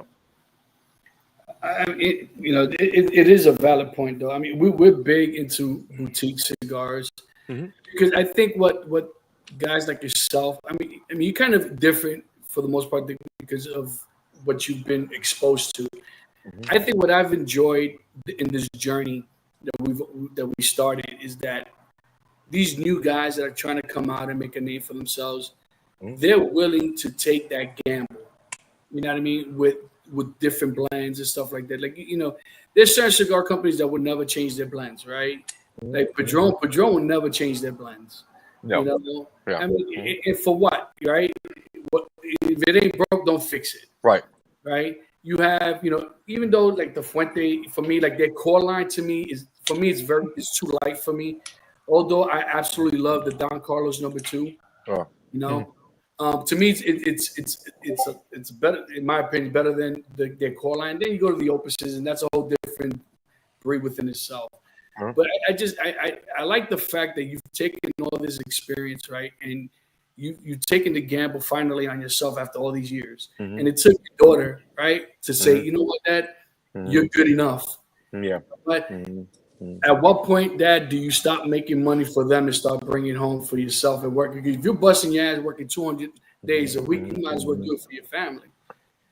Yeah, but you have to realize too, I have more stress in my life working with General Cigar and have access to anything because that point where you make the litter guys. It's easy to say General Cigar, Atadas doesn't care. Davidoff doesn't care. Bro, we know we have to work extra hard because they're going to grade us on a level like this. I know with West Tampa, because my past, they'll grade me on a curve. If it was a true B, an A. A C, a fucking B. A D, a C. General Cigar, reverse that. An A is a B. A B is a C. You don't care. You don't care. You're fucking General Cigar. Bro, I know these manufacturers. And I go to General Cigars factory. And you tell me that they don't care. That you've seen these people fucking worried and sweaty, laying awake in bed for lunches. Because we know, and I did know, I have to overcome that bullshit that General Cigar doesn't get, because I know this for a fact. I can take any cigar from General Cigar, band it with West Tampa. There it is. There it is. I love that cigar. Well, how about Concert? Oh, Concert from CL? Fucking the worst cigar. Really? Here's the band. So we know that. So I think if you're cutting out certain manufacturers because you think they're too big, that's wrong. Now, what I would do is select that cigar for my palate. Let that, that's the reason we're not with Circle Life introducing the blend. It's not because it's secret, because I want everybody to go into smoke the Circle Life and say, oh, I like it. Because once you say the blend is XYZ, oh, I don't like X. What do you mean you don't like X? I don't like Nicaraguan tobacco. Who'd you smoke? Oh, well, usually Macanudo, but I smoke a Papine. No. So we know that when you offer a tobacco, they're going to say, no, I don't like that. But if you say, let your palate dictate and surprise you. And so if your only pizza you ever ate in a life, and I don't like it, but Domino's, that's not a pizza. That's part cardboard with some cheese on it. Let me take you to Joey's and eat this. Okay, this is pizza? Yes. You don't like Domino's pizza. You don't like Nicaraguan for XYZ. Don't give up on Nicaraguan from ABC. Maybe you will surprise you. Like, have you ever thought about working in the West Tampa line with Corojo? Yes. Yeah, let me, guys, I'm gonna have to get something to drink. Corojo is a very difficult tobacco to work with because the yields are so small. Yeah. But yeah, for sure. The everybody knows that I am not a fan of Cameroon. I hate Cameroon. I hate Cameroon cigars. But can I make it? Fuck yeah, I can make a Cameroon cigar. Good cigar? Yeah, for sure. Because I'm going to rely on my team to work with me. And I'm going to offer that blend to people that love Cameroon. So one of my great lessons of making something that you don't like, and can you do that? My answer at the beginning, no, I can't do that. Because how I'm going to taste it and say this is good. So I was in a restaurant in Dallas, a steakhouse. The guy that was the owner, the chef owner of the steakhouse, went to my event the day before. He's, bro, this is a great cigar. It was a Flathead, bro. This is a great cigar. You need to come to my restaurant. Bring your guests, and I'm gonna fucking kick you the best fucking steak you ever eaten in my life.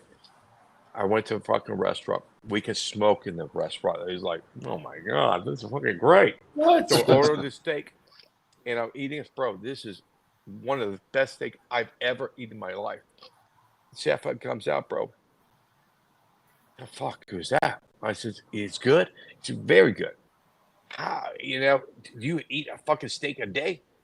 He looked around, bro. I have never once eaten a fucking steak from my restaurant. What? You shit. I've never eaten a steak in any restaurants. I'm a vegetarian. No, there's no way. What? He said, no, I'm a trained chef. I can cook you anything you want, but I don't eat everything I cook. So if you're going to offer a steak or a cigar, make sure you're around people that love that steak or the cigar and they can enjoy it, and they'll sell you too much pepper, too much garlic, too much of the sweet tobacco. Perfect. So you can make a cigar that in any manufacturer that ever tells you if they have over 3 blends in the market, I love every cigar I've made. Lie. That's a lie. That's a lie. It's a lie. It's a lie. Because you can make a trained chef. Instead of working with chicken and fish and beef, I use tobacco. So I know every taste of every tobacco. I can blend that tobacco. That was a follow-up question. Would you ever work with like the Matafina on tobacco, the Brazilian tobacco? Oh, for sure. For sure. I'm a big fan of one of my favorite. For sure, bro. Brasilia. Look at what we did with Amazon Basin. All that, yeah, for sure. It's one of my. Now, do I have access to it? No, I don't have access to it right now. And so that's so just because you want it doesn't mean you can get it. And so that tobacco from Brasilia is dominated by 2 or 3 big corporations that buy 95% of the tobacco. And so as you have to work with a manufacturer that has access to it, knows how to deal with it, work with it, just because you have it, even if Garmendia received 100 bales, do you know how to work with it? Do you know how to ferment it? Tobacco, how much aging you can put it on that? No. Well, don't use me as a guinea pig. I'm going to go down the street to find somebody who has access to and knows how to work with it.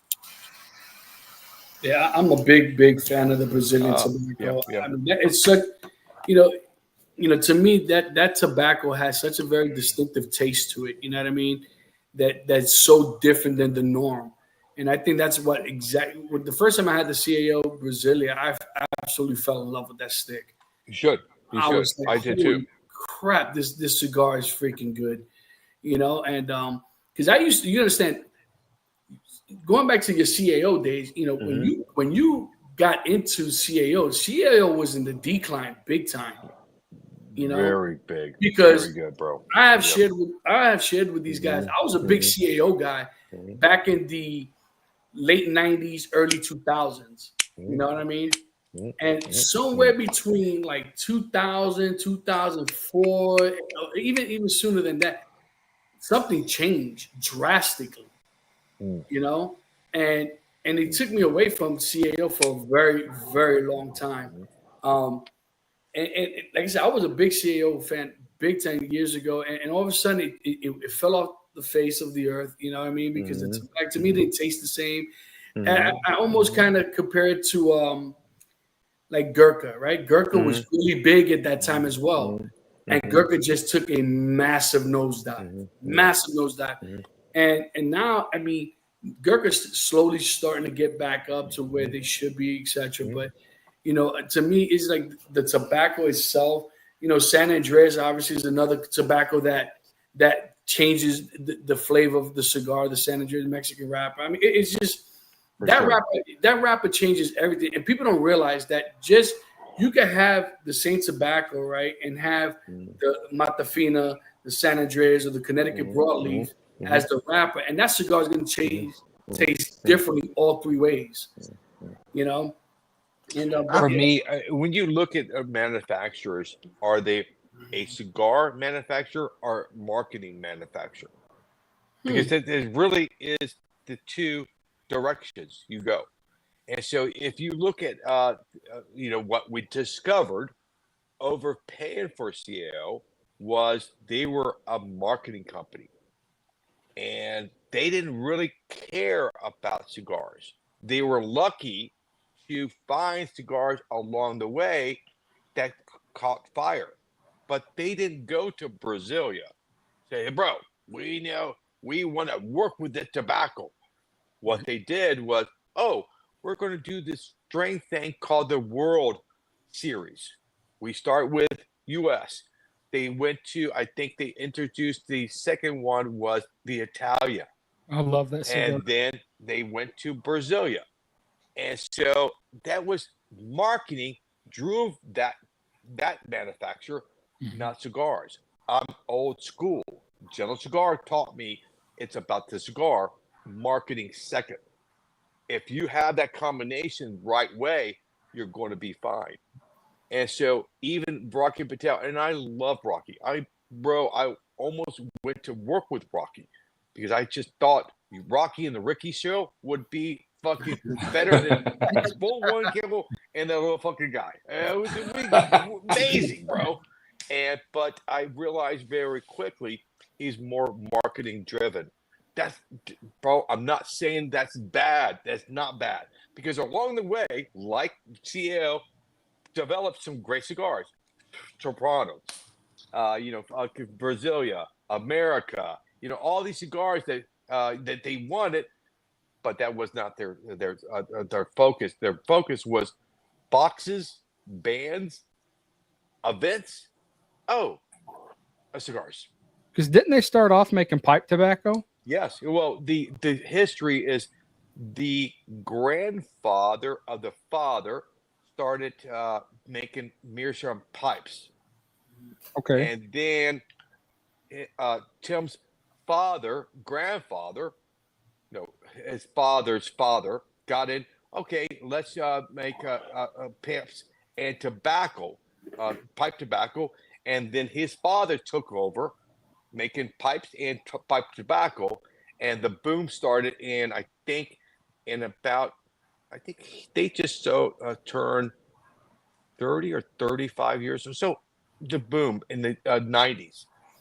He said, bro, this fucking magazine called Cigar Aficionado is on fire and they have stars smoking. So remember in the 90s, everybody was smoking. Yes, everybody. So it was like martinis coming back. And so everybody wanted a martini and a cigar. And so they went to, bro, now let's get out of the pipe because the pipe businesses were doing this and they got into the cigars. But they didn't forget how to market and how to build the image of their company through marketing. Because Meerschaum Pipes today is the go-to pipe for pipe smokers. That's it. And so they said, okay, let's take this and market our cigars with the giveaways. They had the guitars and drum sets. There was it was all marketing based, and Jello Cigar was cigar based. And that's the reason they said, bro, you have 3 years. Either stop this or we're going to sell CO to CI or Famous or JRs. And so, we launched. My first cigar was Osa. Okay. Second cigar, I have 2 records. 2 records I'm very proud of. One rec is the Cigar of the Year, number 3, Flathead. Highest rating for the Cigar of the Year, Jello Cigar ever received. Also in the rating, a 95 rating cigar. Highest rating cigar. But one of the records I don't think is ever going to be broken is, you also have the cigar that was off the market quicker than any cigar that we ever have launched. And Concert was the second cigar we launched. It was a disaster. It was off the market in maybe less than 13 months. We told all the salesmen, go to the shop that has any fucking Concert and buy them back. And send them, we're just going to destroy them. It was an epic failure. But I learned so much about that failure because it wasn't a cigar, it was presentation. It was a marketing behind that cigar that made that cigar fail. And so I learned from that. So those are the 2 records. And 13 months, it was gone. It's gone. And so, but I have also the highest rating cigar. So I fucking teeter It balanced out. Yeah, it really did. But you just took one of my questions away, because that was going to be my follow-up question. What was like the biggest hiccup in the industry? And I guess that answers that. That would be that. If somebody asked me what was the most proudest cigar, the least cigar, I know the proudest cigar I've ever launched was Palone, because we worked on it for 3 years, and it was a great cigar, but the presentations I kind of went to the direction of not Papine, but not the Miami-based Padron. Simple box. It's not about the box; it's about the cigar.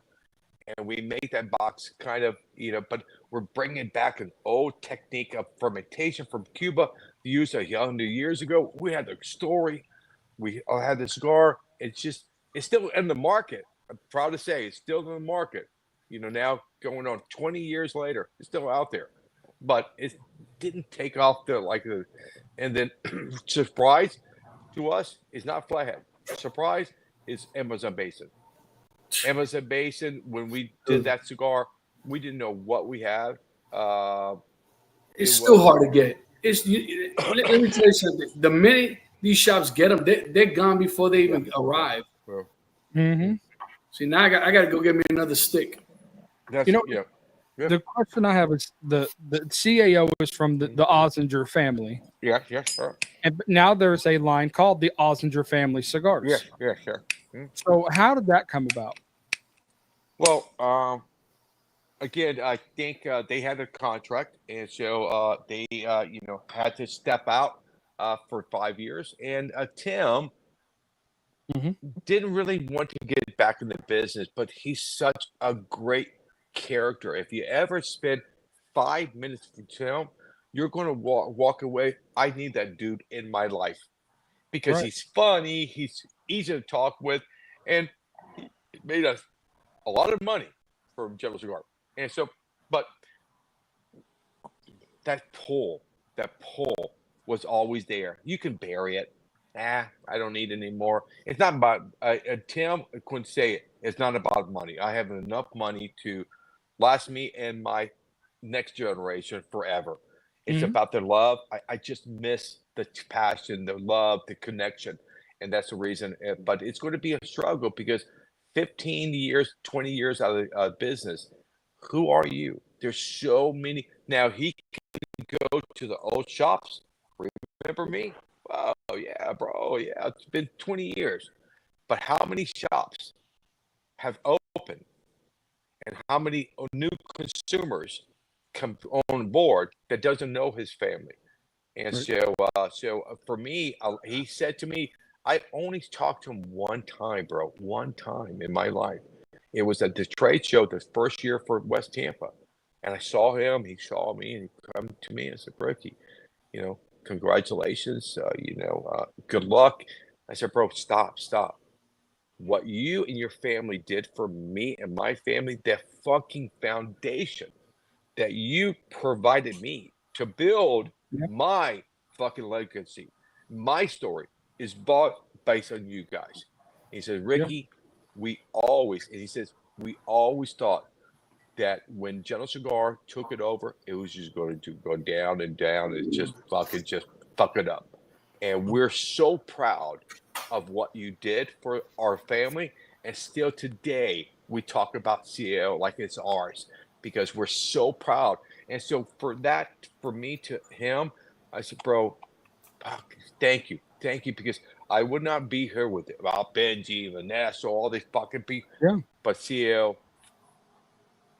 without CAO, if I just did La Gloria, what I was doing, it would still be Ernesto, because he's still in the business.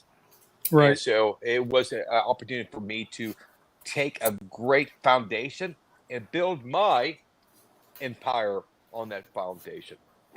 And you can ask these guys who my girl is, and they'll tell you it's La Gloria. Series are, bro. That's my girl. Something special, and for me to take over La Gloria was overwhelming, but it took 3 guys. We had to form a team called Team La Gloria. It was me, Michael Giannini, and Yuri Guillen. Yuri was head of the factory for Ernesto, and then I think Michael was more marketing.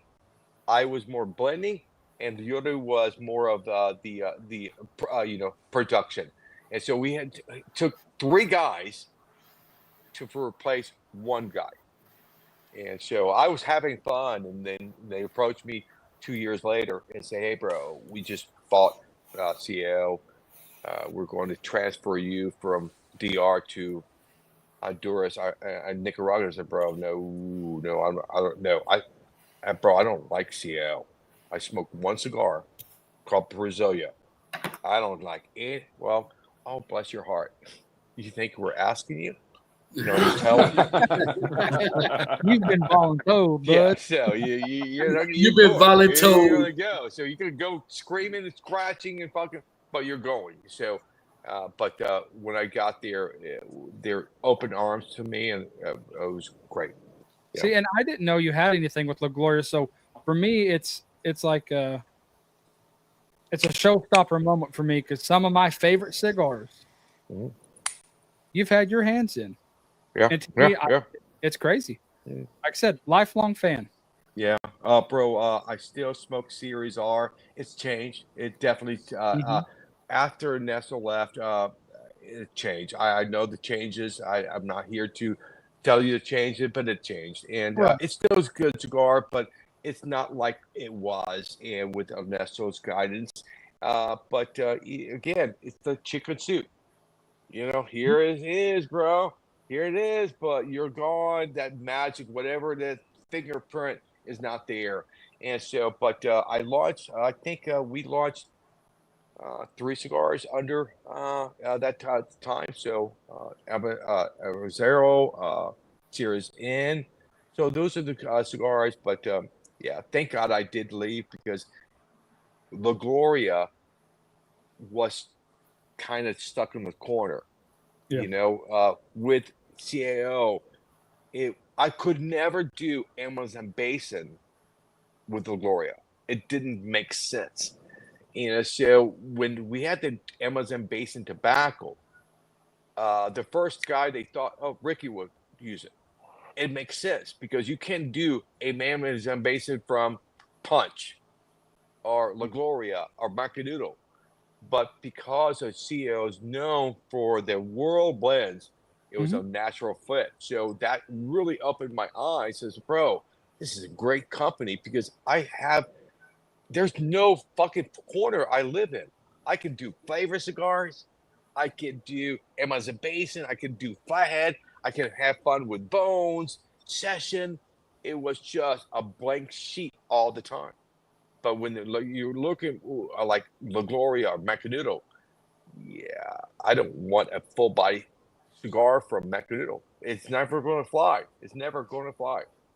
And so CEO give me the opportunity to expand so that I'm taking that lesson to West Tampa. So we're not going to be just this style. We're going to be able to do all this other shit. So you find a lot of companies stepping outside of their lanes to, create something that's not part of their profile, huh?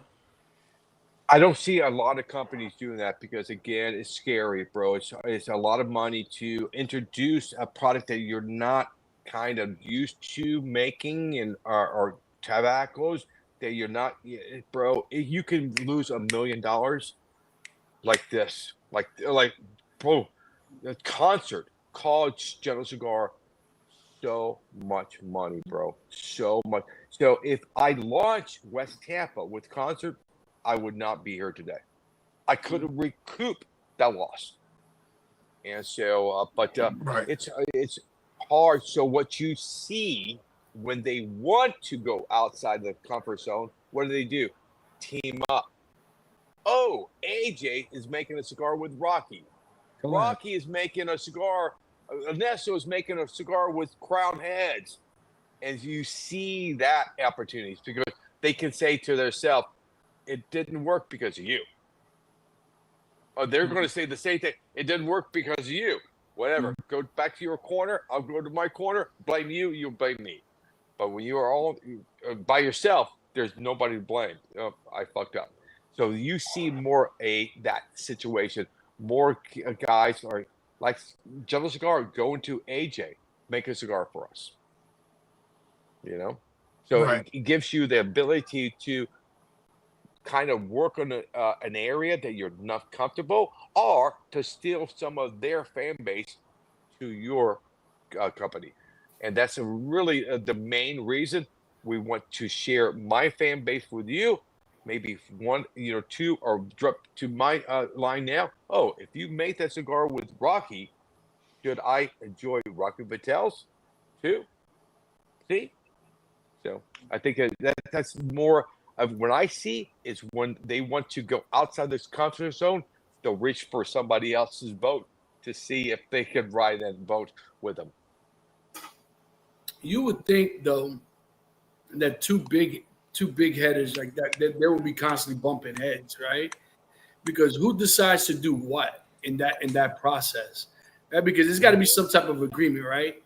And you would think that, especially when you talk about like AJ and Rocky, because they both got strong personalities. You know what I mean? You would think that there's got to be some type of agreement that, okay, you'll do the blending or you'll do the fermentation, or do like how exactly would they get to do that? Do they say no, we're gonna do something completely different and out of each other's own realms? It depends on who approached who. If AJ's approaching General Cigar is the driver's seat. I want you to produce this. When General Cigar approaches him, what do you want to give us? Okay. And so that's a combination. So who approached who? And so if you approach me, you have to release that ability to control me. If you want to use my factory, these are the tobaccos I'm going to use. This is the blend. You're coming to me for a reason. Yeah. My cigars are selling. Why should you come to me and make me a Macanudo? No. If I came to you, I ain't going to say a word. I'm going to let you do your thing. Yes.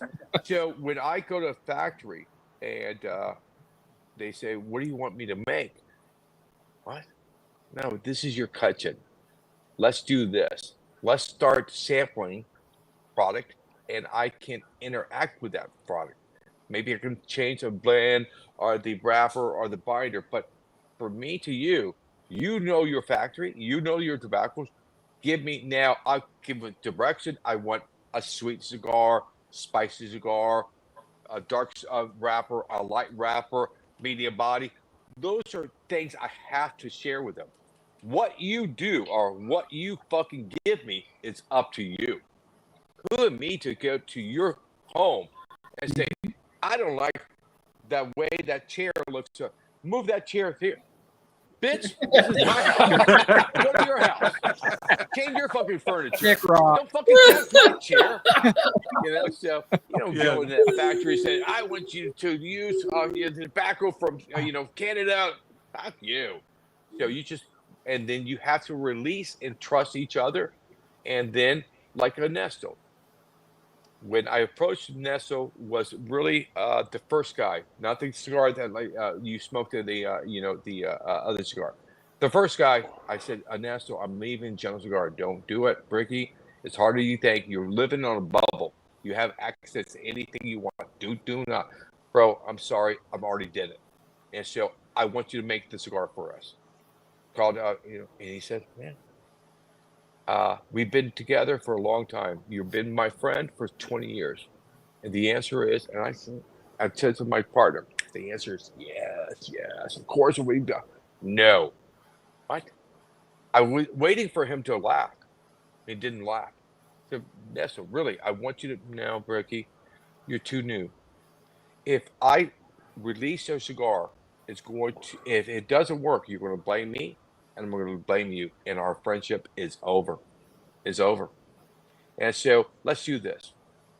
Launch your fucking company, and maybe one day down the line we could work together. Bro, you're right. You're right. So let me find somebody else. And then the first opportunity to say to Ernesto, I think we're ready to work with you. You see my numbers. You see my growth. Yes, we've been watching, bro. What do you want? I want a cigar. Let's work together. Perfect. And I have to work with him, and we're sampling. Bro, it's a long story, but it's great. I'm sampling cigars in Ernesto's office with him, and we're down to 2 cigars to sample to make fucking Cigar Life. And Ernesto was in there, Benjamin Menendez, and Ernesto's director of sales. And okay, we smoked the 2 cigars. And Ernesto says, which one? Nope, don't say it out loud. Write it on a piece of paper. I said, B. Okay. And Ernesto, A. Of course, you're going to say A. B is the cigar. Benji, what do you, A. Dave, what do you think? A. 3 against 1. I said, yeah, let's smoke it again. And we smoked it again. Rate it A, B.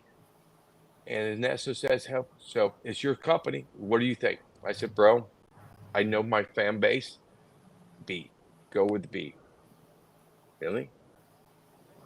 Your fucking legendary Hall of Fame master said A. This guy sells a lot of cigars for us. A. Me? A for sure. And you want B? Yes, I do. Okay. I'll roll you fucking a B. And he has not smoked a cigar for 8 months. And he picked one up. Is it Ricky? I can't believe this cigar came out of my factory. This is one of the best cigars I have smoked in years. You're right, my friend. I was wrong. To hear that from a legend like him, to bow down to me, a nobody. I don't care what you guys think. I know where I fit in that fucking position. A nobody. You're right. I think you're going to have a winner with this cigar. Perfect. And he fucked up and fucking missized the fucking box, and we're You're talking about David Spirit, right? Yes. Yeah, Yep. Dave, Great guy. but he's a lapdog. I was a bro. Before you fucking read your answer, let me tell you what it is. Hey, I don't pay you a fucking dime. He pays you a car. Yeah. It was amazing for him to bow to somebody that he's proud of, that he knows he has a lot to do with my success. Yeah, for sure. Man. What was that you said? Bitch, please. Please. I was cocky. That is freaking hilarious, man. That is freaking awesome. You're confident. Well, and rightfully so, though, right? I mean, Yes, sir. listen, if you look at his resume, and you know what, honestly, Rick, your resume is very, very unique. You know, because not everyone has been as fortunate as you to be able to not only share the story, but to experience, like you said, with the legends, and to be able to learn from the creme of la creme. You know, 4 out of 11, it's a big deal. Yeah. You know, I mean, like I said, I know a lot of people in the industry. I don't think I know anyone that has more than maybe 2. You know what I mean? There's no company. No right. company right now has 2 Hall of Famers. Well, that's what I'm getting at, right? So it's insane that your resume. So here's another follow-up question, right? Do you feel that there's a possibility for some pushback from other people in this industry, in a sense, meaning trying to like maybe hold you back? No. I think everybody that met me once or twice or 1,000 times, I'm one of the guys. He's cool. Gotcha. I think the way I am, the ability to change hat. I can truck to the truck driver, the CEO of the company. I have the ability to, and so I've never burned a bridge, never promised anybody anything, never talked negative about anybody. I have people that in the industry I would never work with. I would definitely have them in my garage smoking a cigar. Great dudes. But your philosophy is money first, cigar second. Don't like that. So would I have you over to my house and be a friend? For sure. Would I work with you? No way. So I don't think anybody, I think everybody, when they mention, do you know Ricky? Oh, I know, bro. I know because I worked on this image for 25 years. And Benji and Nesto and Mr. Coleman and Frank said, bro, this is really small business. You talk out of place, it'll get back to you. And what you said is not going to come back to you exactly what you said. It's like high school. You go into that lunchroom. I think I like Betty. By the time you on the bus, Betty's pregnant? You have to No, I said everybody has to add a little bit layer to that bologna sandwich. And so when it comes back to you, Rocky, I don't want to get a. Did you say that I don't know how to fucking make a cigar? No, I said I don't like that cigar. Well, it came to me that you don't like it. Oh my God, Rocky, you know me. I would never talk out of tune. So I think be yourself. Don't fuck with anybody. No. And everything is going to work out. If you just treat people right, bro, people want to gravitate to good people. There's enough bad people in the world. So for me, I don't just let me do my thing. Yeah. There seems to be a common denominator. We've spoken to a handful of people, and it seems that those who put the cigar first and the money on the back end seem to be the ones that are really succeeding and thriving, because it is the passion is what's driving them, is not the money. They're not chasing the money. If you have a good product, the product should sell itself. For sure. You know what I mean? For sure. So, and with that being said, the money will come and follow through. Right, exactly. And I think that those that are there truly for the passion, it shows a lot in their product. Yeah. You know, and that they're not half-assing things, just to make a quick buck. Right. And to me, that's so important, especially as a consumer, as an enthusiast, because it's not a hobby for me; it's a lifestyle. You know what I mean? It is truly a part of me. My kids have never seen me without a cigar in my mouth. Yeah. I've been smoking at least 30 years now. And I love every bit of it. And going back to the conversation we had not too long ago, that I just love the environment that it brings. You know what I mean? The culture, right? And the different walks of life that you meet in the industry. I had my AC break down on me on a Sunday. I called one of the guys from the shop that's an AC guy. Drove an hour, an hour here to fix my AC, and drove an hour back home. And hoping after he's done, can we smoke a cigar together? Oh, he went to my humidor and grabbed a handful. Let me tell you. That's what he's doing, either getting cigars or smoking. And, bro, at the end of the day, bro, this community is beautiful. But there's in any fucking business of good guys, bad guys, mediocre guys. Who do you want to be? Do you want to die and have your fucking family hear stories? Yeah, your father, bless his heart, fucked me and fucking the business. Or your bad dad really just when I was sad, he'd fucking make me happy. And he'd share this story or knowledge and all that. So that's my driving goal is when I leave and my daughter meets any character that I have ever fucking met. I don't think of the thousands of people, one guy says, your dad was a bad dude, bro. He fucked me. And there's no story. There's going to be cheers, I hope, laughter behind his tears. Your father, I'm going to miss him, but he fucking, you remember when he's shitting in his pants and he's fucking, yeah. Unfortunately, I remember that fucking story about my dad and fucking shitting in his pants, flying home. Yes, I remember. He's a great guy. He was a great guy, And that's exactly, I agree with you 100% on that because I tell you, I don't want no one crying. I want somebody to crack a bottle of bourbon, cigars, and just sell all the stupid shit that I've done during my journey in this world. And these guys, you understand, we all met on social media because, JJ's in Oklahoma, I'm in Florida, Don is in Texas, and PC's in Georgia. And we finally got to meet as a group. Finally, was in July when we all went to Tampa for the first time. And to me, like I told them, they're no longer friends; they're family to me now. Oh, for sure, sure.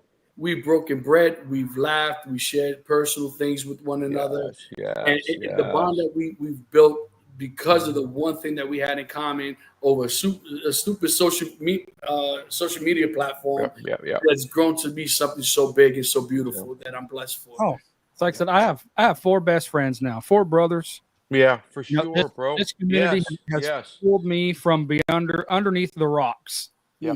I was underneath the rocks, and these guys know when I'm having a bad couple of days. They automatically know, and they reach out, and it's everything I've ever needed right here within these 4 men. I agree, because life is tough, and if you don't have anybody to lean on, and sometimes it's not family, bro.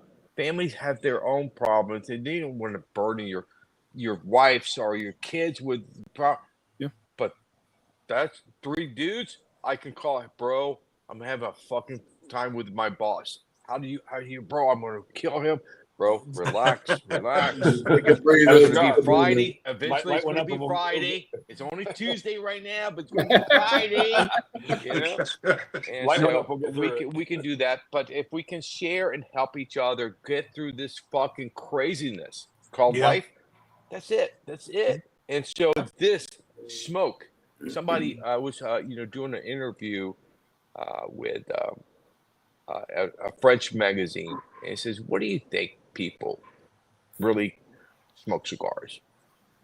And don't tell me they enjoy it. No, it's the actual smoke.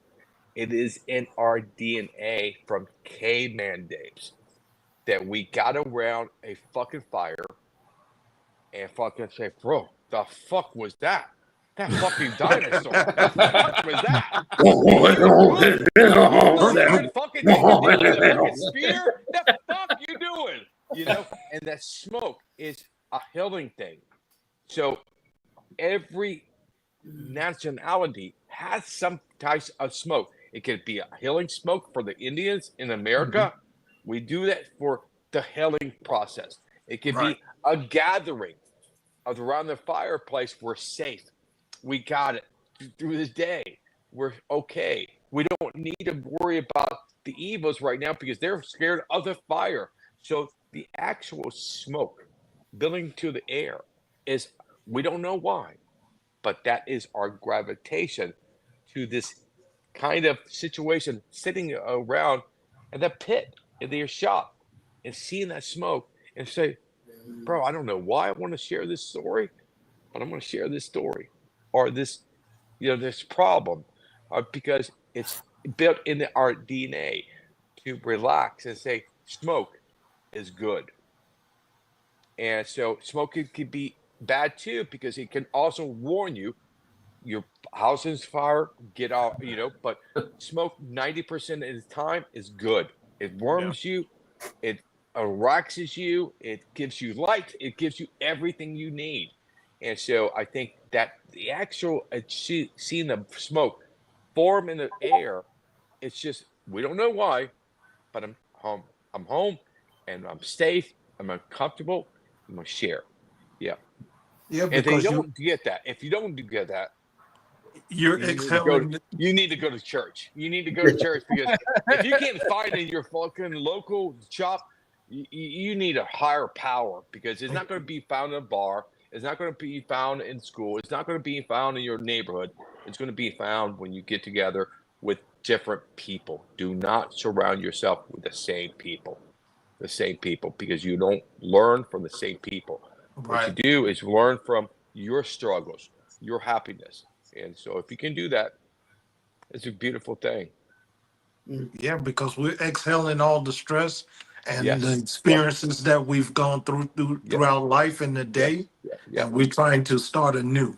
But I wish I really paid attention when he was explaining the meaning of smoke and all that, because it was like, oh my God, my jaw was open. Like, yes, I get it now. Not enough to remember it, but I got it. I was drinking. Yeah. Well, I'll tell you, Rick. You did pay attention because you're sharing it with us now. So you might have missed the little nuances of the story, or whatever, but the story is the same. It's the gathering of people that maybe not be like-minded in regular life anywhere else, but when we sit in a cigar shop or around a fire or at church or whatever, we're all there for the I am your average Joe blue collar worker. That's exactly what I am. And I never thought, I'd be in a group with, these guys in themselves. I mean, because my circle here, it's not like here. Right. Yeah. They bring something different to my life, and I enjoy every second I get to spend with them. I don't want to be around Ricky, because I am Ricky. I want, to be around you guys to share a joke or a lesson or whatever it is. Sometimes it is, a bunch of BS. 90% of the time you're at your thing is BS. It's busting your balls. You're busting my balls. You voted for the team. I don't like that team. But once in a while, they'll say to you, they'll see you. You're smoking a cigar, bro. What's that, bro? I don't know. My daughter, my daughter's, going to. Hey, bro, I have a daughter. My daughter's this age. Your daughter's a little younger. So maybe share what you're going through. And that's beautiful. That's beautiful. That's made me, because I have the ability to shut this, and it's hard sometimes. But to listen to this is way I would handle that. That's to say, handle that way. Take a morsel of that lesson and use it. The other morsel, throw it away. But there is the guy that's picking your trash. I said to Sarah, The guys that's picking your trash has a story to share with you. What can I learn from that guy? He's picking up my trash. Yeah. Maybe he was going to be a doctor and he got hooked on drugs or alcohol and do this. And all of a sudden his life is, so don't do this. You Yeah. can learn from anybody you want if you have the ability to shut this and open this.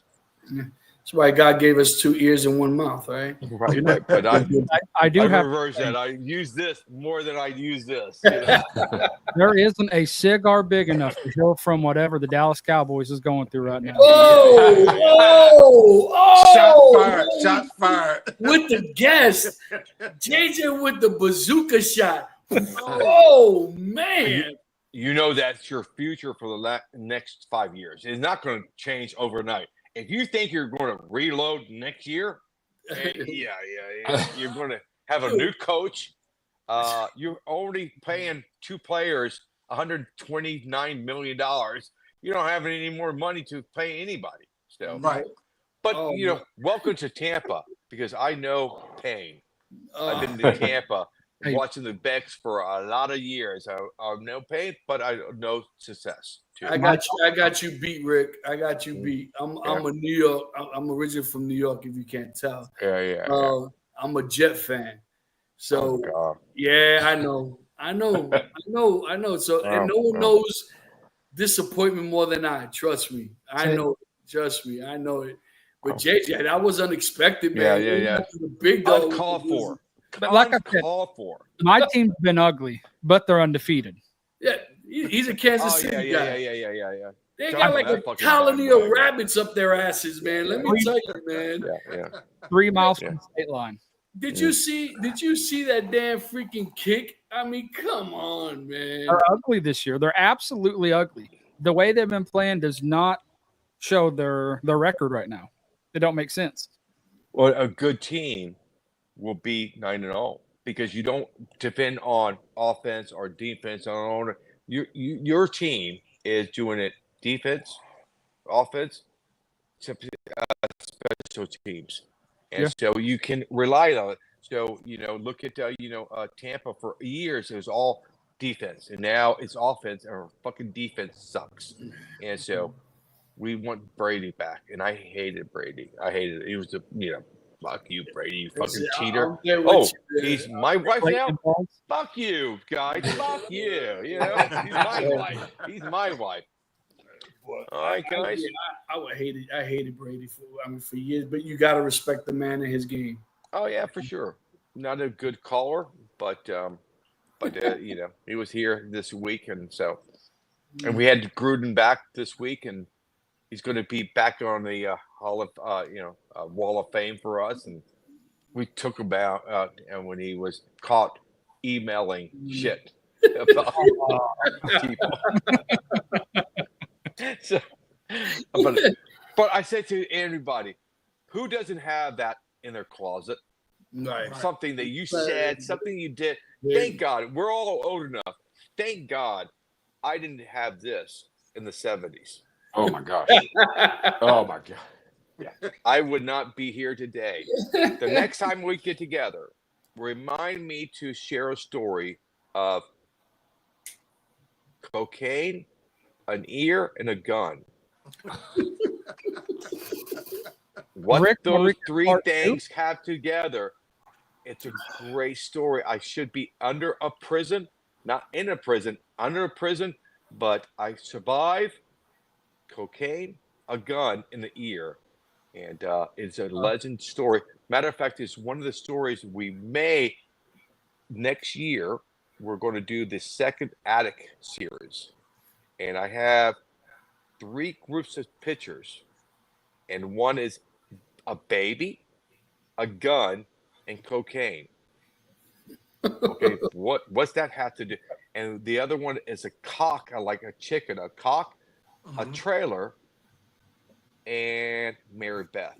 And one is a Philly cheesesteak sandwich, skinny white jeans, and a plane. Okay, how do you create a story from skinny white jeans, a cheesesteak, and a plane?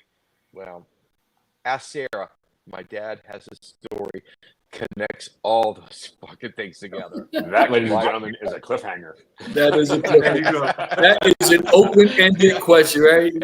Oh my Lord. So, You're welcome all here. right, guys, I'm going to have to go. I love you. Thank you so much. No, for we the love you, opportunity. man. Thank you, And man. I hope Appreciate I share something that you can learn from, and Yes. hopefully that you can say that, you know what, it's not often a fan of cigars can be in the beginning of a lot of things, because if you're just starting off and smoking for cigars for 2 or 3 years, you can say to yourself, I was there when Rocky started, or Popin started, or fucking Davidoff started. You can say, I was there to support Ricky with West Tampa and watch his growth and be a part of our growth. Mm. And And We hopefully, appreciate that. with that, I'll give you just my time is to give you a good cigar. That's it. That's it. So whatever you're going to do with that, other than that, it's up to you. But I will try my hardest to give you a good cigar to say, I want to support this. Absolutely. And hopefully we can get you back again soon, especially I after would the love that, fight in bro. a I circle would of love life. that. So we'll definitely All right. reach out to you. We greatly appreciate your time. I love you guys. Love you, man. Already. Love you right back. So Back do at me you. a Back favor. at you, sir. Again, I didn't know there was, Mitch, just give me everybody address and I'll ship it to each of us. I Yeah, for appreciate sure, for sure. Thank you so much. All I'm doing, one fucking Circle Life and one Belici. That's it. That's it. We're You looking want for it. more? Hey, Go we accept buy that. more. We accept that. We'll definitely buy more. Promise that. Oh, yeah. All right. Thank All right, you guys, so much. Thank you so We much for your appreciate time, you. and I love you guys, and I'll see you soon. Back at you. All right. Bye. Bye-bye. And with that note, can we run that beautiful bean footage? Oh, I was gonna get to that, but we got so caught up. But yeah, roll that beautiful bean footage. yes, sir. What's going on, guys? This is your boy Panda, and your boy Panda has some great news. We have teamed up with Burn One Cigar Bar, located at 7328 Royal Palm Boulevard in Margate, Florida. Guys, Burn One Cigar Bar is your go-to destination for the finest selections of premium cigars at unbeatable prices. Step into a world of luxury and relaxation as you indulge in the smooth flavors and exquisite aromas of our carefully curated cigars collection. But that's not all. Burn One Cigar Bar has teamed up with us for an exclusive sponsorship opportunity just for you. When you call Burn One and purchase any box of cigars, you unlock a fantastic discount of 20% of your order using special discount code PANDA. You can contact Burn One at 954-970-0001 or on their social media pages, Facebook and or Instagram. Guys, don't miss this chance to elevate your cigar experience without breaking the bank.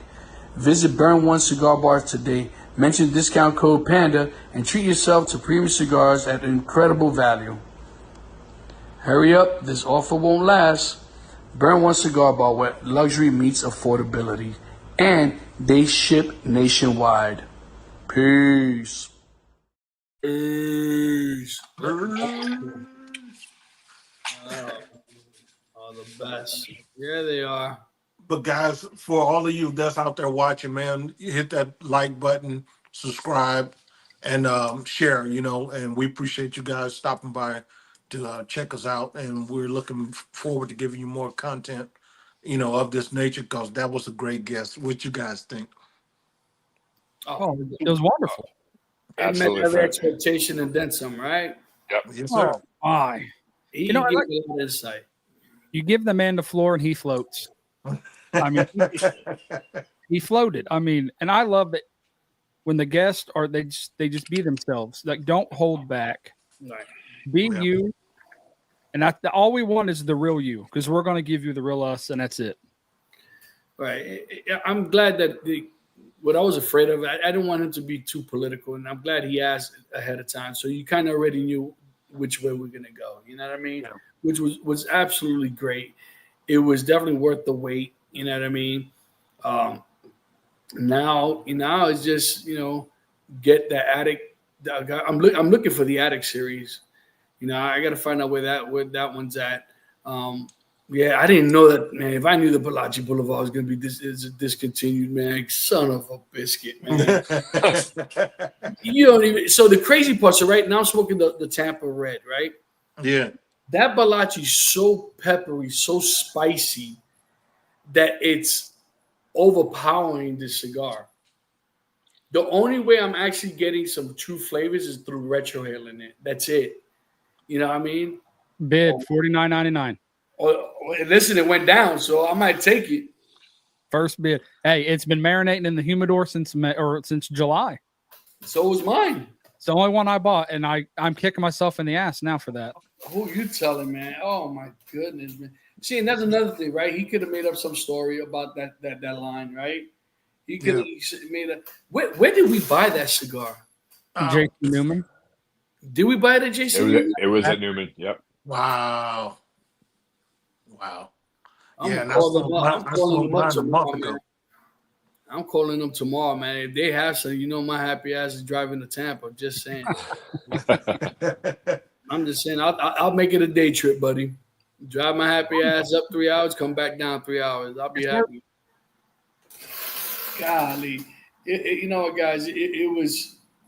I mean, look at it. 2 hours and 35